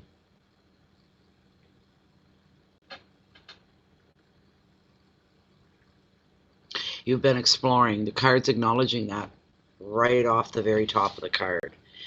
Wow. Heavy question, though. You're moving with care. You're being very, very careful.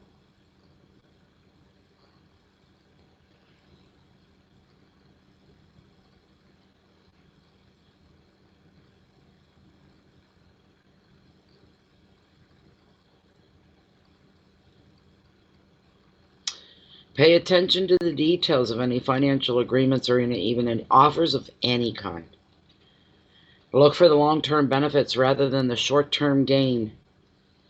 Keywords, choices, property, finances, balance, judgment, contracts, and detail. Just give me a minute. Give me a minute. Give me a minute.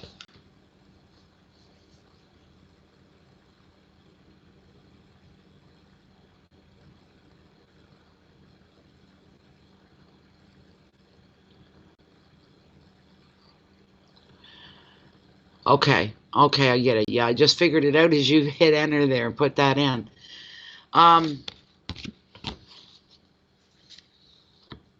It's not going to take well to any change that you imply at all. He won't take well to that, because I see him looking at you like, kind of like this. You're saying something that's going to affect him, and he's going, huh? What? What is she talking about? What is she implying? I'm hearing, can't you leave well enough alone? I just heard that. Can't you leave well enough alone? He's not liking the thought of change. He's not liking the thought of upset that change can bring as well.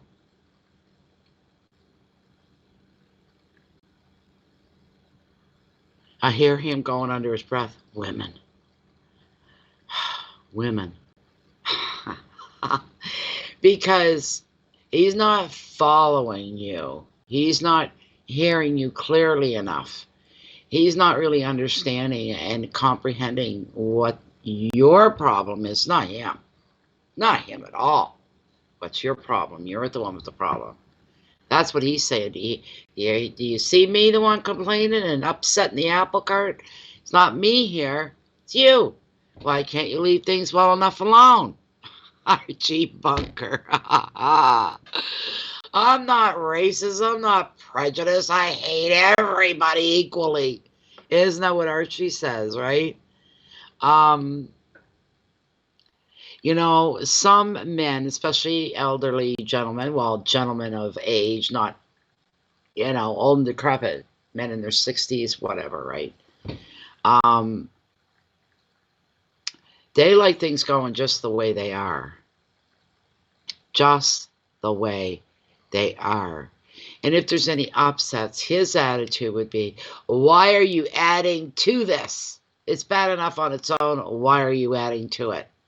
He doesn't like that's like somebody mentioned Archie Bunker. That would be like taking Archie's newspaper, Archie's coffee, his slippers, his pipe, taking his chair and saying, have a seat, buddy. People around him make him feel, there's too many people, make him feel like a cat getting its fur rubbed in the wrong direction. Highly irritated.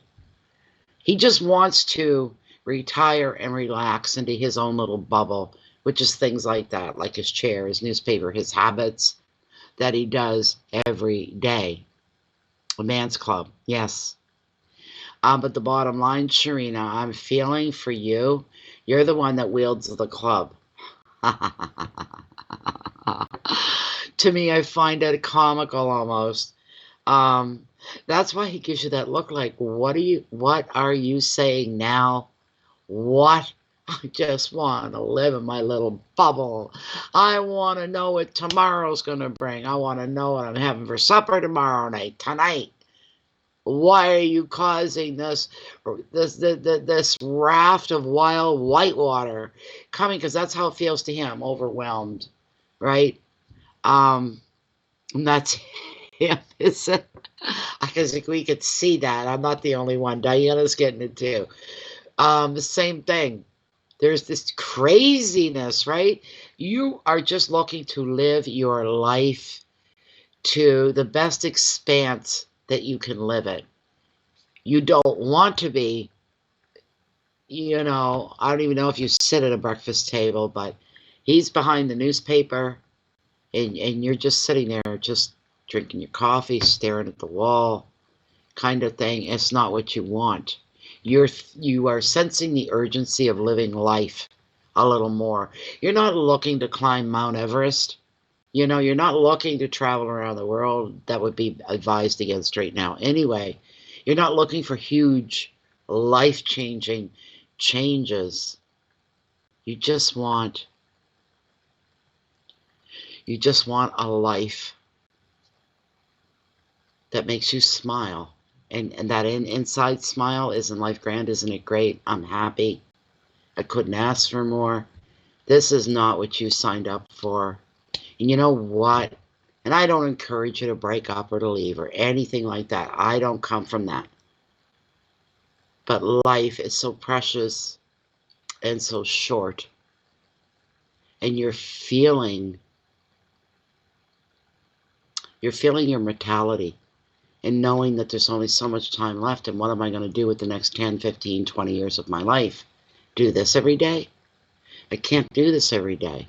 It's almost like he's become settled within boring. He likes boring because he likes routine. And you're restless. There has to be a happy medium, a happy middle equilibrium here. There you go, Mary Jane.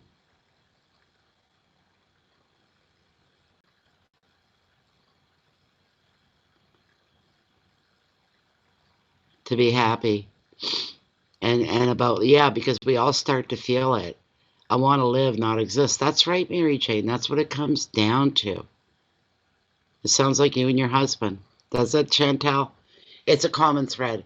That's what I would say about that. It's a flippant common thread. And it's said, you know what? Sometimes it's the man. It's not often, though. It's usually not the woman that's caught in that perfect little bubble where she feels safe and content. And sometimes the man that they go through the midlife crises and they want to break free and break out before life's over.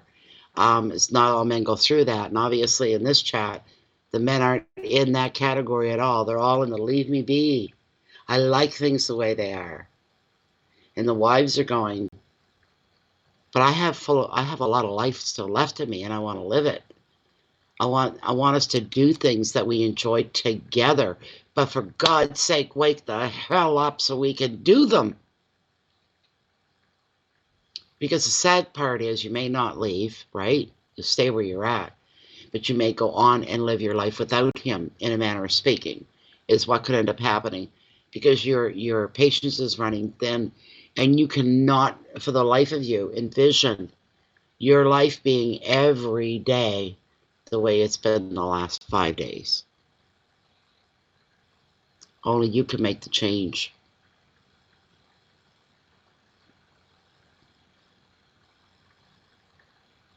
Yes. There's an idea, Diana. You're going to have to implement the change. You're going to tell him, I still love you. I still plan on spending the rest of my life with you. But I'm not spending every minute of every day with you, watching you watch TV, watching you read the newspaper. Not going to live my life that way. I'm not going to do it. I had a situation like that years ago, the father of my children, and I said that to him. I'm not going to sit and spend every friggin' weekend watching you watch hockey on TV. It isn't happening. He didn't like that, at all. I said, tough, that's the way it is. That's the way it is. I'm not going to do that every day. The same old, same old, same old, same old. I'm too young for that. There's a whole world and a whole life out there. And I'm not a world traveler. I don't ask for big things. But damn it, that ain't one of the things that I asked for. Not living like that. You need to find yourself a woman 3 times older than yourself that'll be happy to just sit there and watch whatever it is you do. Watch you breathe. But it's not me,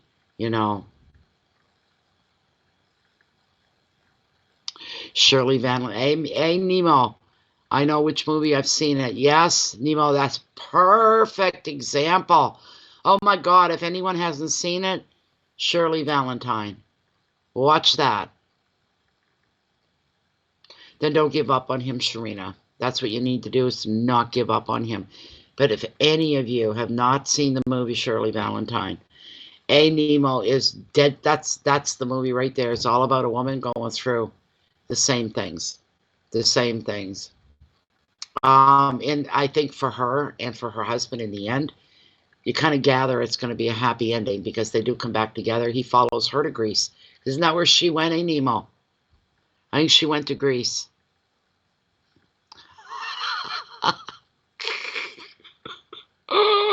Diana, that's hilarious. A cast iron skillet or a trip to Greece. You're pickle, boy.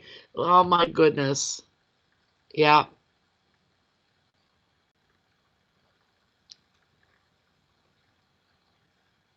No. Oh yes, that it's all about that. It's about a woman going, "What's my life all about here? Like, I'm here to like cook him fries every night. Like, what the hell? You know, beans and wieners. That's the excitement of the day. He's worked all these whatever, and she's really feeling like time is running out. And I think she really, in the bigger picture, what she's doing is wanting to appreciate her life within the universe. There's got to be more than this every day. I'm not going to sit here and just bide my time and waste my life away. You know, don't give up. That's right. Don't give up. But I don't know if it would help you ladies or not. Would it make you feel good to see there's another woman that was going to, they made a movie about it. I don't know who the actress is. I've never seen her before and I haven't seen her since. But she plays the role okay. That was your mom in the 80s? Really? Oh my goodness. Wow. You know, the 60s, even the 70s were like that, eh? The wife built her daily life around her husband. It was always that way. It's not like that anymore. It's not like that. Women have changed and we've grown, and so have men. The younger men, they know and they expect it. You know, they're going to have a little spitfire on their hands. Well, good. At least you know you're alive. You know?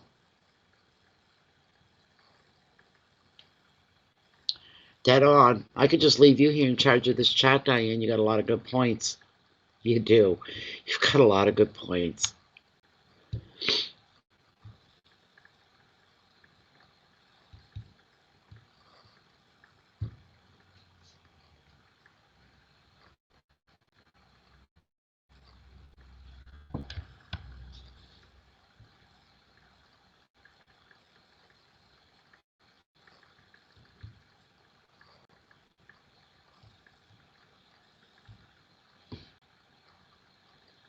Oh, I've got a knee transfer. Chantel, I just seen it coming in. I'm sorry.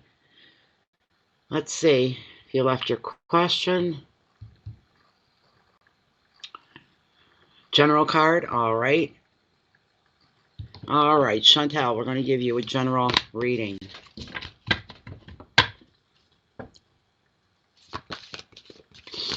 Hey, Jen. Welcome. Welcome, welcome.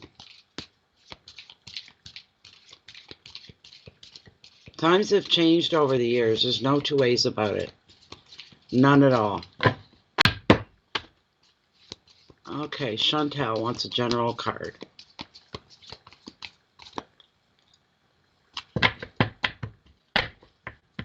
I don't give advice, not even to my friends. I don't do that. I never did. I've seen friends give friends advice. Couple breaks up, and the friend ends up taking the heat of the breakup. See, I don't do shit like that. I just say this is what you got to do. You follow through with it or you don't. You want to end up like Shirley Valentine?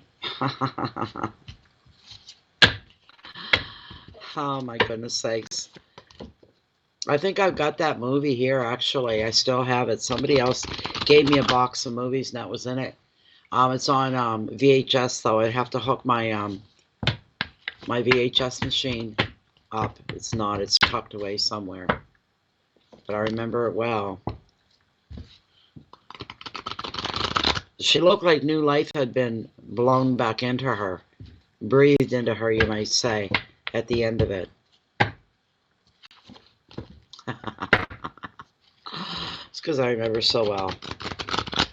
And that great guy that she ended up with for a little bit, to find out he was like that with everybody, right? That was crazy.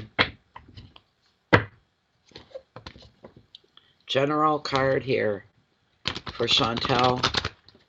What's coming forward for Chantel? What does she need to be aware of? Does she need direction? Please bring that forth. Please bring that forth.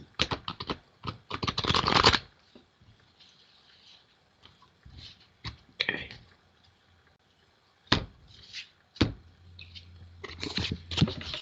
General. All right, you got a nice card. You got the King of Pentacles. Trust. Trust. And there, he's right here, right at my fingertips.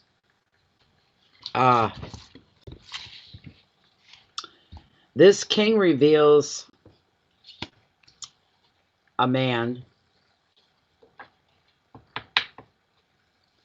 This king reveals a man who is ambitious, trustworthy, and very protective. And when he commits to a project or to a relationship, he is loyal to the last. He can be a powerful business owner or a leader. He has a hands-on attitude. If this card resonates more for you,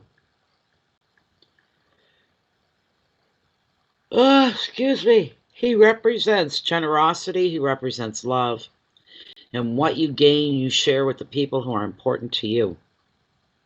The advice is for you to protect what is yours while helping others on their way up the ladder in any way that you can, and enjoy the rewards that success brings. Keywords here are money and protection, power, loyalty, stability, leadership, and commitment. I don't know if that means anything to you or not. This is your hubby. Isn't that wonderful? Well, here, see everybody, we've got a woman that's very happy with her hubby. He's a good guy. He's got a good guy. She's got a good guy. Sorry.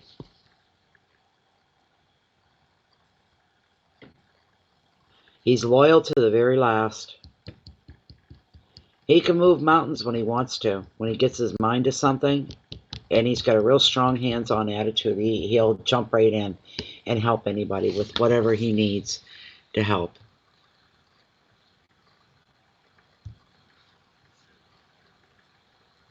All men are pain in the asses sometimes.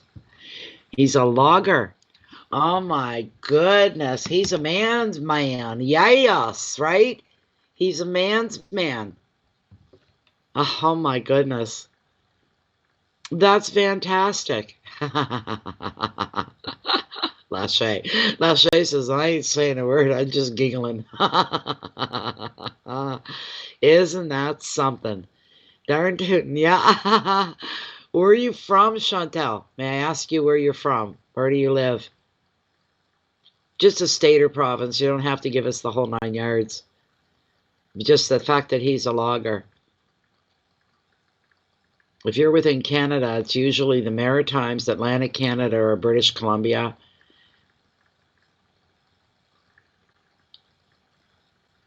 In the States, I don't know. Ontario, between Windsor and London. Canadian overall. Okay. Wow. Isn't that something?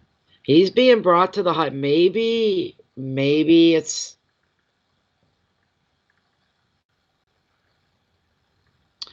I don't know what this means, but I heard to appreciate him more than you even realize you do.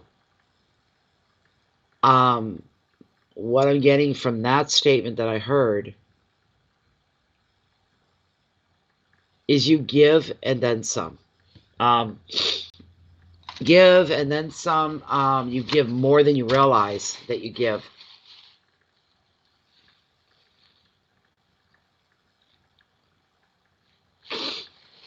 Yeah, that's a lumberjack, loggers. Oh, Chantel, really? Oh, I'm sorry. Okay.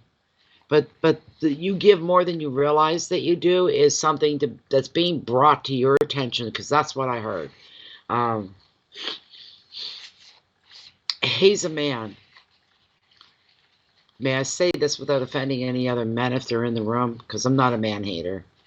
But he's a man.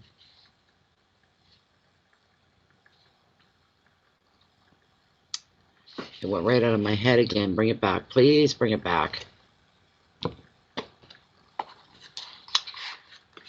They're not always eyes wide open to everything that's going on around them. Men will take a lot of things at face value without question. So,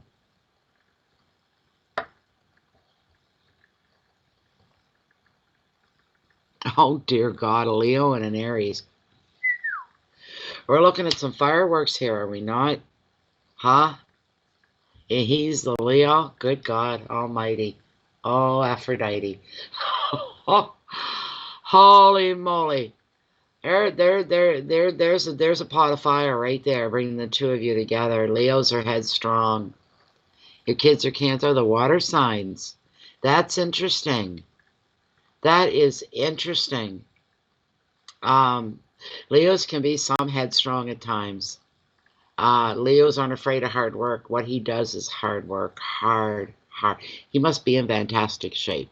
He really must be in fantastic shape. Yeah,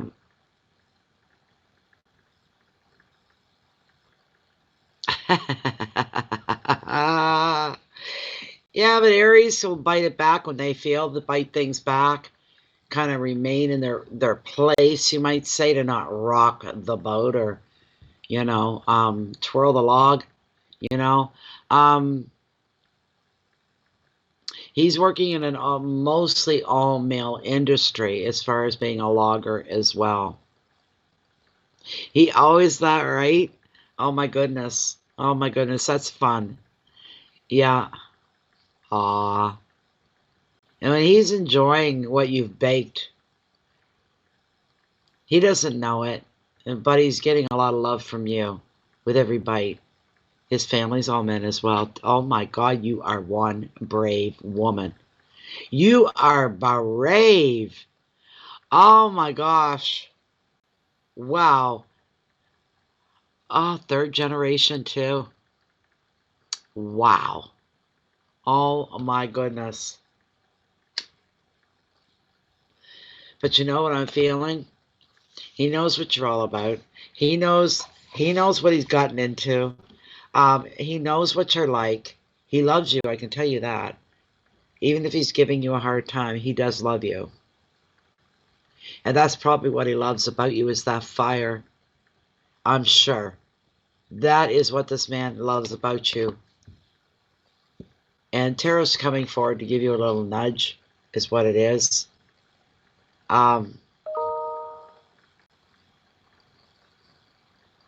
He doesn't understand how you think.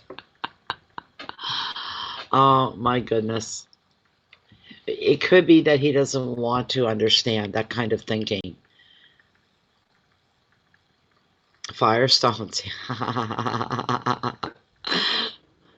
This is good stuff. I like this a lot. This is a nice positive card though for you. You are loved. And when you bring the fire out and you set a little fire under his ass, he probably smiles to himself when it's all said and done and thinks, what a girl. What a girl.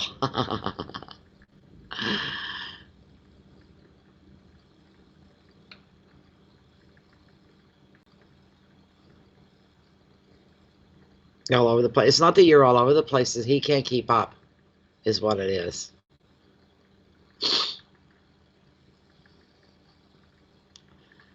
This is a beautiful, that's what's coming forward here for you. I'm hearing he's committed till the end. He loves you. You're his choice. You're his lady. You're his woman. He may not show it. He may not always say it. But this is a beautiful thing for you. It really, really is. It really, truly is for you. And for some reason, I think this is just a reassurance coming through. Maybe because you had that little argument last night or that disagreement. That could be part of it. But I see you as he's a great provider. He appreciates everything about you. Maybe not one to tell you all the time, right? But when it comes down to the fine crunch of things, yes, he will.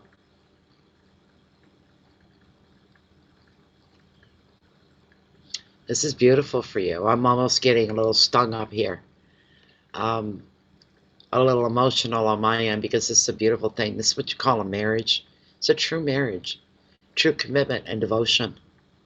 Um, and you know what? If he was always agreeable with you, if he was always on the ball, do you know what I mean by on the ball? Like he's always with it, and you may lose part of that attraction and part of that magic. At least this way, when he needs to be brought up short, when he needs a metaphoric slap upside his head to wake him up a little bit, this is what keeps it fresh and young.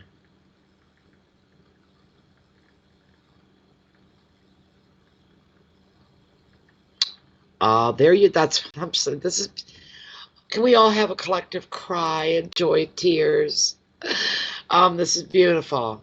I'm really happy for you, and I'm happy this card has brought you some just confirmation of what you already know.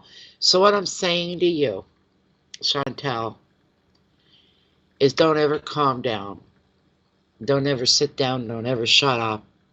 Keep being who you're being because that's who he loves. Even if you irritate the friggin' crap right out of him at times. Later when he's by himself and he's got the chainsaw out or he's hooking into a log and he's probably thinking of you and he smiles to himself and saying, she gives me a run for my money, but I'd not have it any other way. This is beautiful. Beautiful, beautiful, beautiful. Thank you so much. That was a fun card to read. That was really fun. You're very, very, very fortunate. You're like the happily ever after. Unlikely. And the fact that you said you're best friends, of course you are. Of course you are. This is just beautiful. I'm loving this. Just loving it. I love a good card. It gives me a thrill, makes me happy. This is just fantastic. It really is.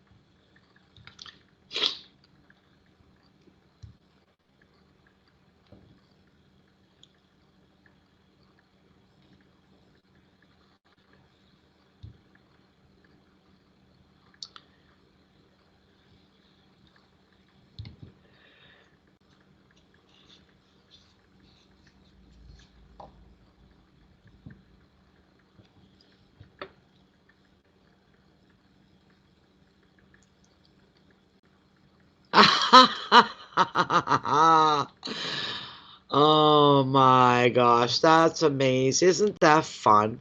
You should go buy him a great big box of those disposable earplugs for Christmas and say, I don't want you to ever miss anything I'm saying to you.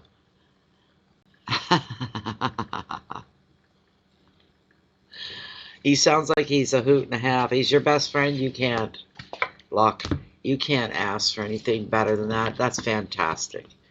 It really, really is fantastic. Oh my goodness. I would buy one of those bullhorns, you know. You turn the mic and you get a mile away talking through them. And then the box of those say you're always gonna if I till the day I die, you're always gonna be able to hear me. I don't waste my breath. So when I speak, there better be somebody there that hears me, you know. I can imagine a megaphone. That's what it's called. This is for me and a box of things for you. Isn't that funny? You two are very happy. You're very secure as well. I can tell you that right now. You have a good, happy, healthy, balanced relationship. And you're going to have a lot of good years together. A lot of good years together. But boy, oh boy, that man works hard if he's a logger. There's not many of them around anymore with the pulp industry being the way it is, right? So that's wonderful. That's just wonderful. It's beautiful. Beautiful.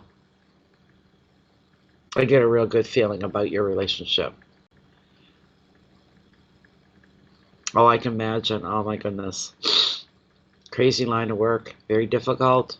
The dangers too that go with it, right?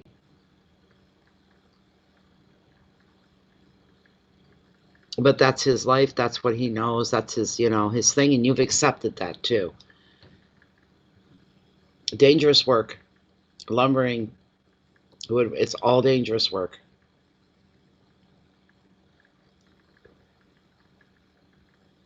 You give him a great big kiss the next time you see him. Tell him, welcome home, honey. Yeah, yeah, exactly. I live in a fishing community. So we've got lobster fishermen, and we've got scallop draggers, and we've got clam diggers, and we've got, oh my gosh, all kinds.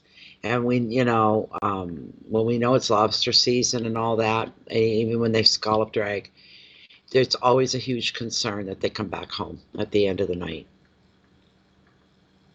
It is super dangerous, horribly super dangerous. It's scary. Would they make good money? Yes, they do. But they work so hard for it.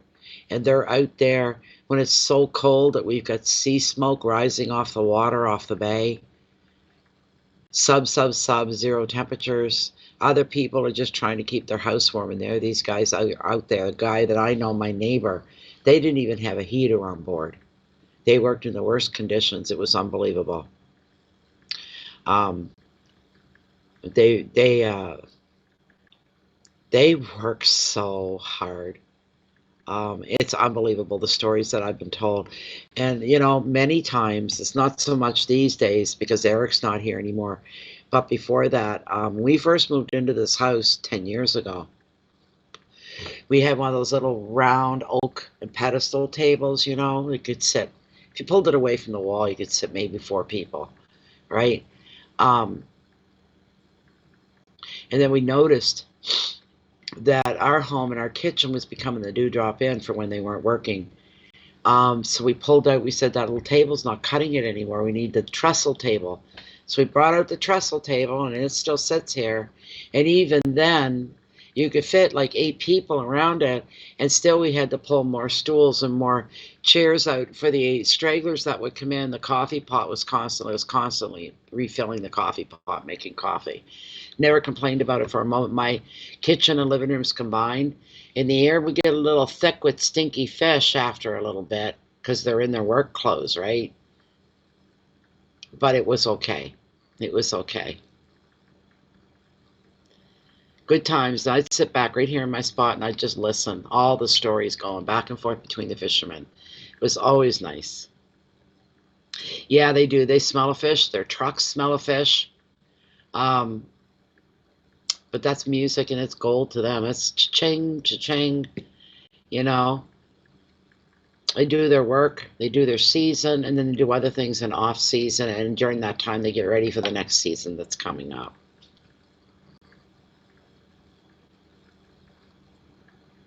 Sawdust all over your house. Glitter. That's funny.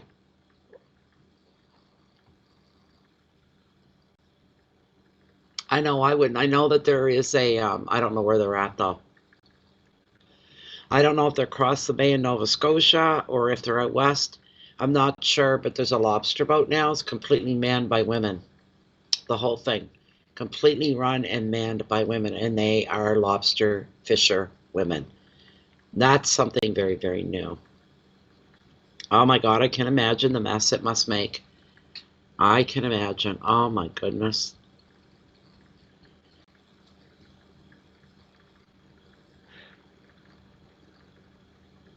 Yeah, a whole woman, and I'm just like, oh, those poor women. Oh my God. But we lose people usually down here. There's usually 1 or 2 a year. A boat will go down. And that's a grief the whole community experiences and goes through. Um, it's just dangerous all the way around, all the way. So they make good money though. They really do. But you got to question sometimes, is the money worth it? But these guys that come in, there's a few young ones, but I mean, most of them are like my age, if not a little older. They're all half crippled up with arthritis from working out on the bay. They're in pain all the time, all the time. Hi, Alicia. Welcome.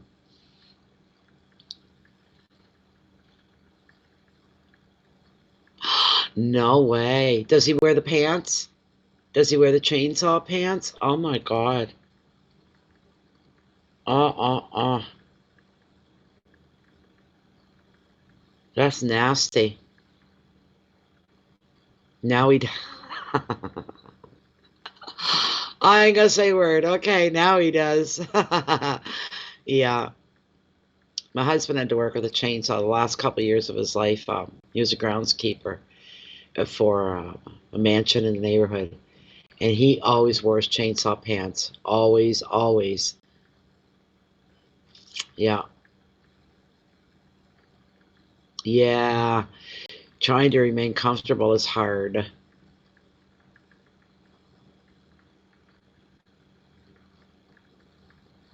And then them. There's always us and them. Oh my God, I'm glad he was okay. Holy lifting. Wow.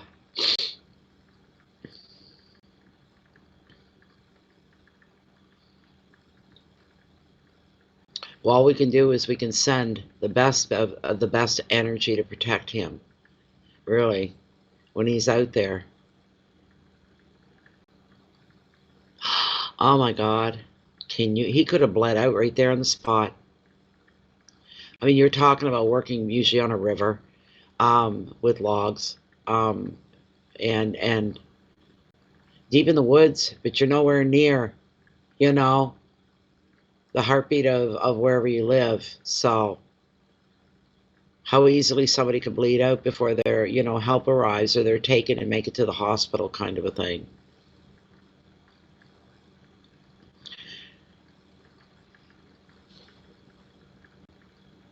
My God.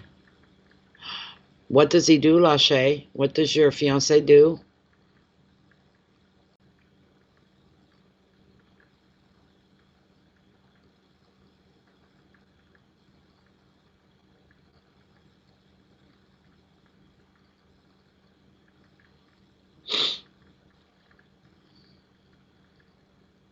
That too. One of my favorite shows is Ice Road Truckers. That's what I watch. Their job is crap in Alaska, especially. Oh my God Almighty, it's hair raising. The money they make. They make the ice road truckers make up to like 120,000 a year and up for working 3 or 4 months. So hi Joni, that's craziness. Good Lord. And women are becoming truckers now too, more than ever before. It's almost like a brand new industry there. Women learning to be a truck driver.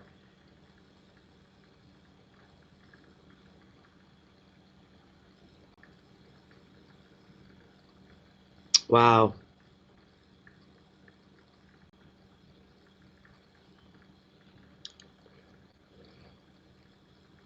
They make great money though. They make really good money, but boy, the time and the risk that's involved. Like I'll watch Ice Road Truckers today. After when I'm having my supper, I'll be cranking that on. I've got them on CD. Not all of them. I've got some. I've got 5 seasons or something like that.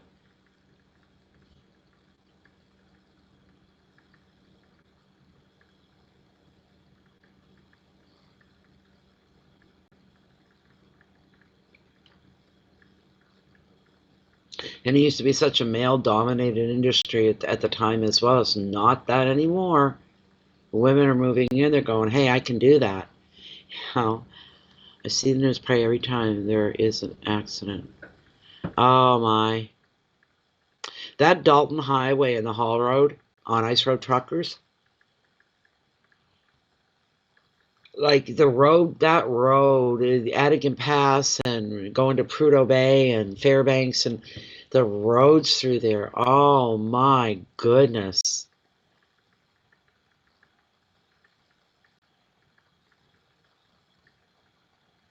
Fierce. Just fierce.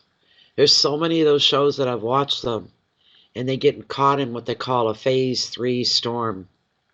Um, that means you can't see anything, just a wall of white. If you get in trouble, even the emergency vehicles, plows, all that, they're taken off the road through a phase 3. But a lot of times those truckers, they get caught in it, they can't stop. They have to continue going. They just got caught in it. And they don't have the option of plowing, because they'll tell them everyone's to stay off the roads during the phase 3. But if they're already up there and on it, they can't stop. They can't see what's in front of them. They can't see what's behind them. They can't be seen by anybody else. Just a big accident waiting to happen. They plow through and pray to God they can see the delineators on either side of the road. You know, it's hair-raising stuff. I couldn't do it. I couldn't do it. Not like, no, I just couldn't. I knew I couldn't do it. Hi, JC Cruz. Yeah, it is hard in the back, all the bouncing they have to do. There's a couple of episodes where Alex Dvorsky and the King of the Haul Road, Jack Jesse, going on like a 10, 12, 13-hour drive carrying a massive overload, right? Overload. And what they go through. And a couple of us, they were like, my neck's killing me, all the bouncing and sitting like this for so long. I could use a neck massage right now. I'm in pain, you know. So they keep going. They don't stop. That's right. He's not happy doing anything else. And yes, you need to let him do his thing, right? That's true too. And then they have a computer on board, and that computer tracks everywhere they've been, how many times they stopped, what was their highest speed on the Dalton Highway. It's 55.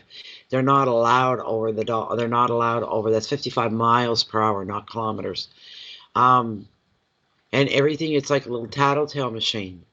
So if something comes in, if they miss logging in the book when they took a break, they're allowed to drive, I think, at the most 16 hours, then they have to take a mandatory break for 10. Something like that. And everything's monitored. Everything they do is monitored. So they need to be able to account. And you know, doesn't matter which one it is, if it's the King of the Haul Road, doesn't matter who it is, if they get pulled into their checkpoint stations and anything comes up, they're going to pay for it. Doesn't matter who they are, how good, how long they've been at it, doesn't matter. They made a mistake in the logbook, you'll pay for that. There will be, it's like a fine being issued. That's wonderful. That's wonderful. But they've got the, it's like Jack Jesse had said, the King of the Haul Road, you know, he said, it's a lot like riding a bike. You've got the road in front of you, wide open. It's just you, your truck, and the road. And he said, the thing with trucking, you either sometimes you hate it, and other times you love it to death. That's what he said.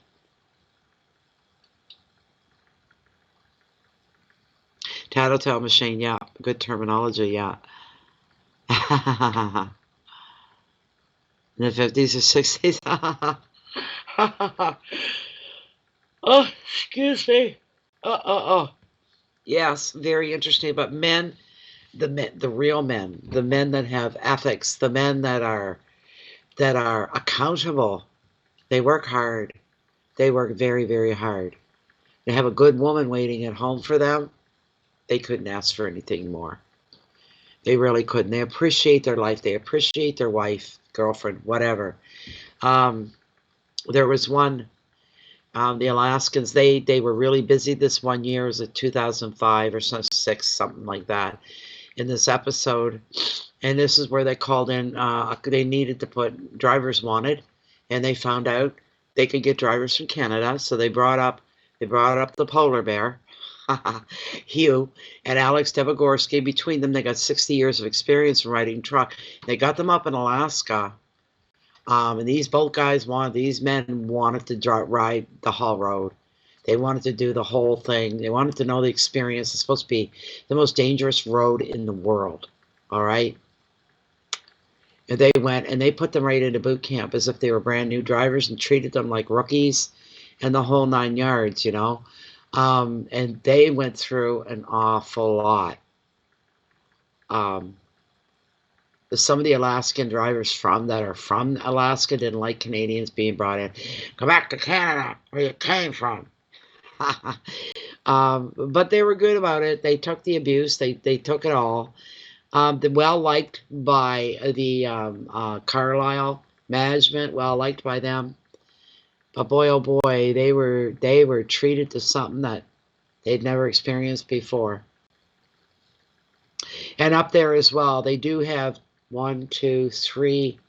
I think there's 3. There's 3 other places. One's called Bettles, Inuksuit, I think, and another place. And they are all frozen ocean, for the odd trips that they have to take. Right, so they're riding over, they're riding over frozen water as well.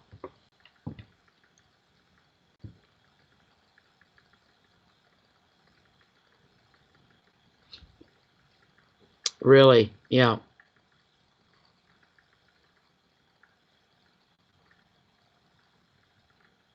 Oh, really? That's interesting. Wow.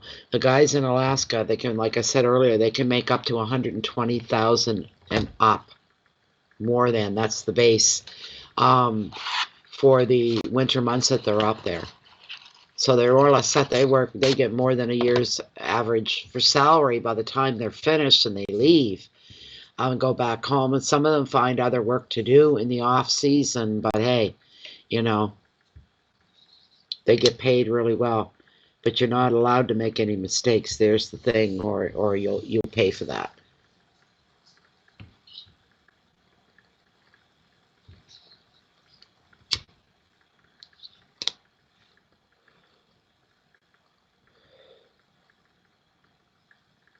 That's all very interesting. Anybody new coming in while I'm sitting here, because I won't be here much longer. If I can get anything to work here, I think it's gone to sleep.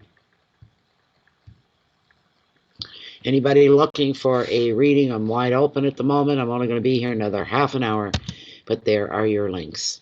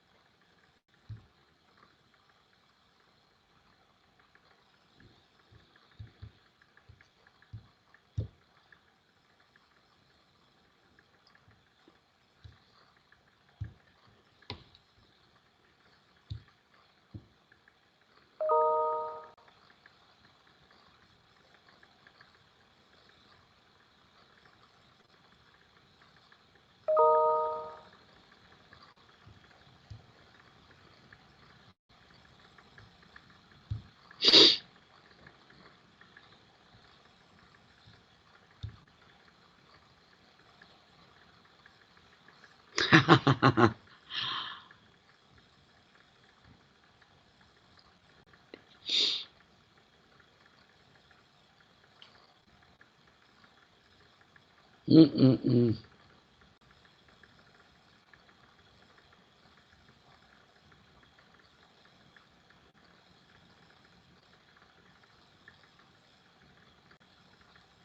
I'm going to have to start my supper real soon, too. I'm going to have a couple chicken breasts that roasted in the oven with some rosemary and have some sidekicks to go with it and some veggies. Everything gets micromanaged these days. They forget they're dealing with human beings. I made pizza last night, Lachey. One of my sons is here, so I made pizza for us last night, just a homemade one. I don't do Valentine's Day. There won't be no hearts. Nothing like that with me.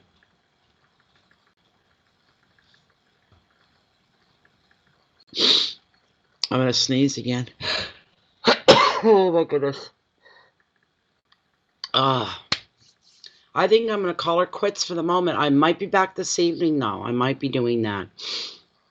I do have them, Joni. I still have them. I haven't gotten to the hospital yet. I'll get there eventually or it'll go away. Thank you, Lachey, for being here and helping out and moderating. Yay. For Lachey. Thank you so much. But I may try to get back this evening because we do have our evening people that like to see it come up. And some of you like the afternoon stuff too. Trying to cover different time periods kind of thing. I want to thank you all so much for being here and spending this time. This was interesting. I'm not sorry at all for doing this reading today at all. Very enlightening, very interesting. I'll be chuckling about some of the things that were said here for a little while. Lots of love to you all today. Lots of love to everyone. Every day. That's all I'll say on that, because I don't do Valentine's Day. Because it doesn't do me. Never did. Never. Ever. Ever.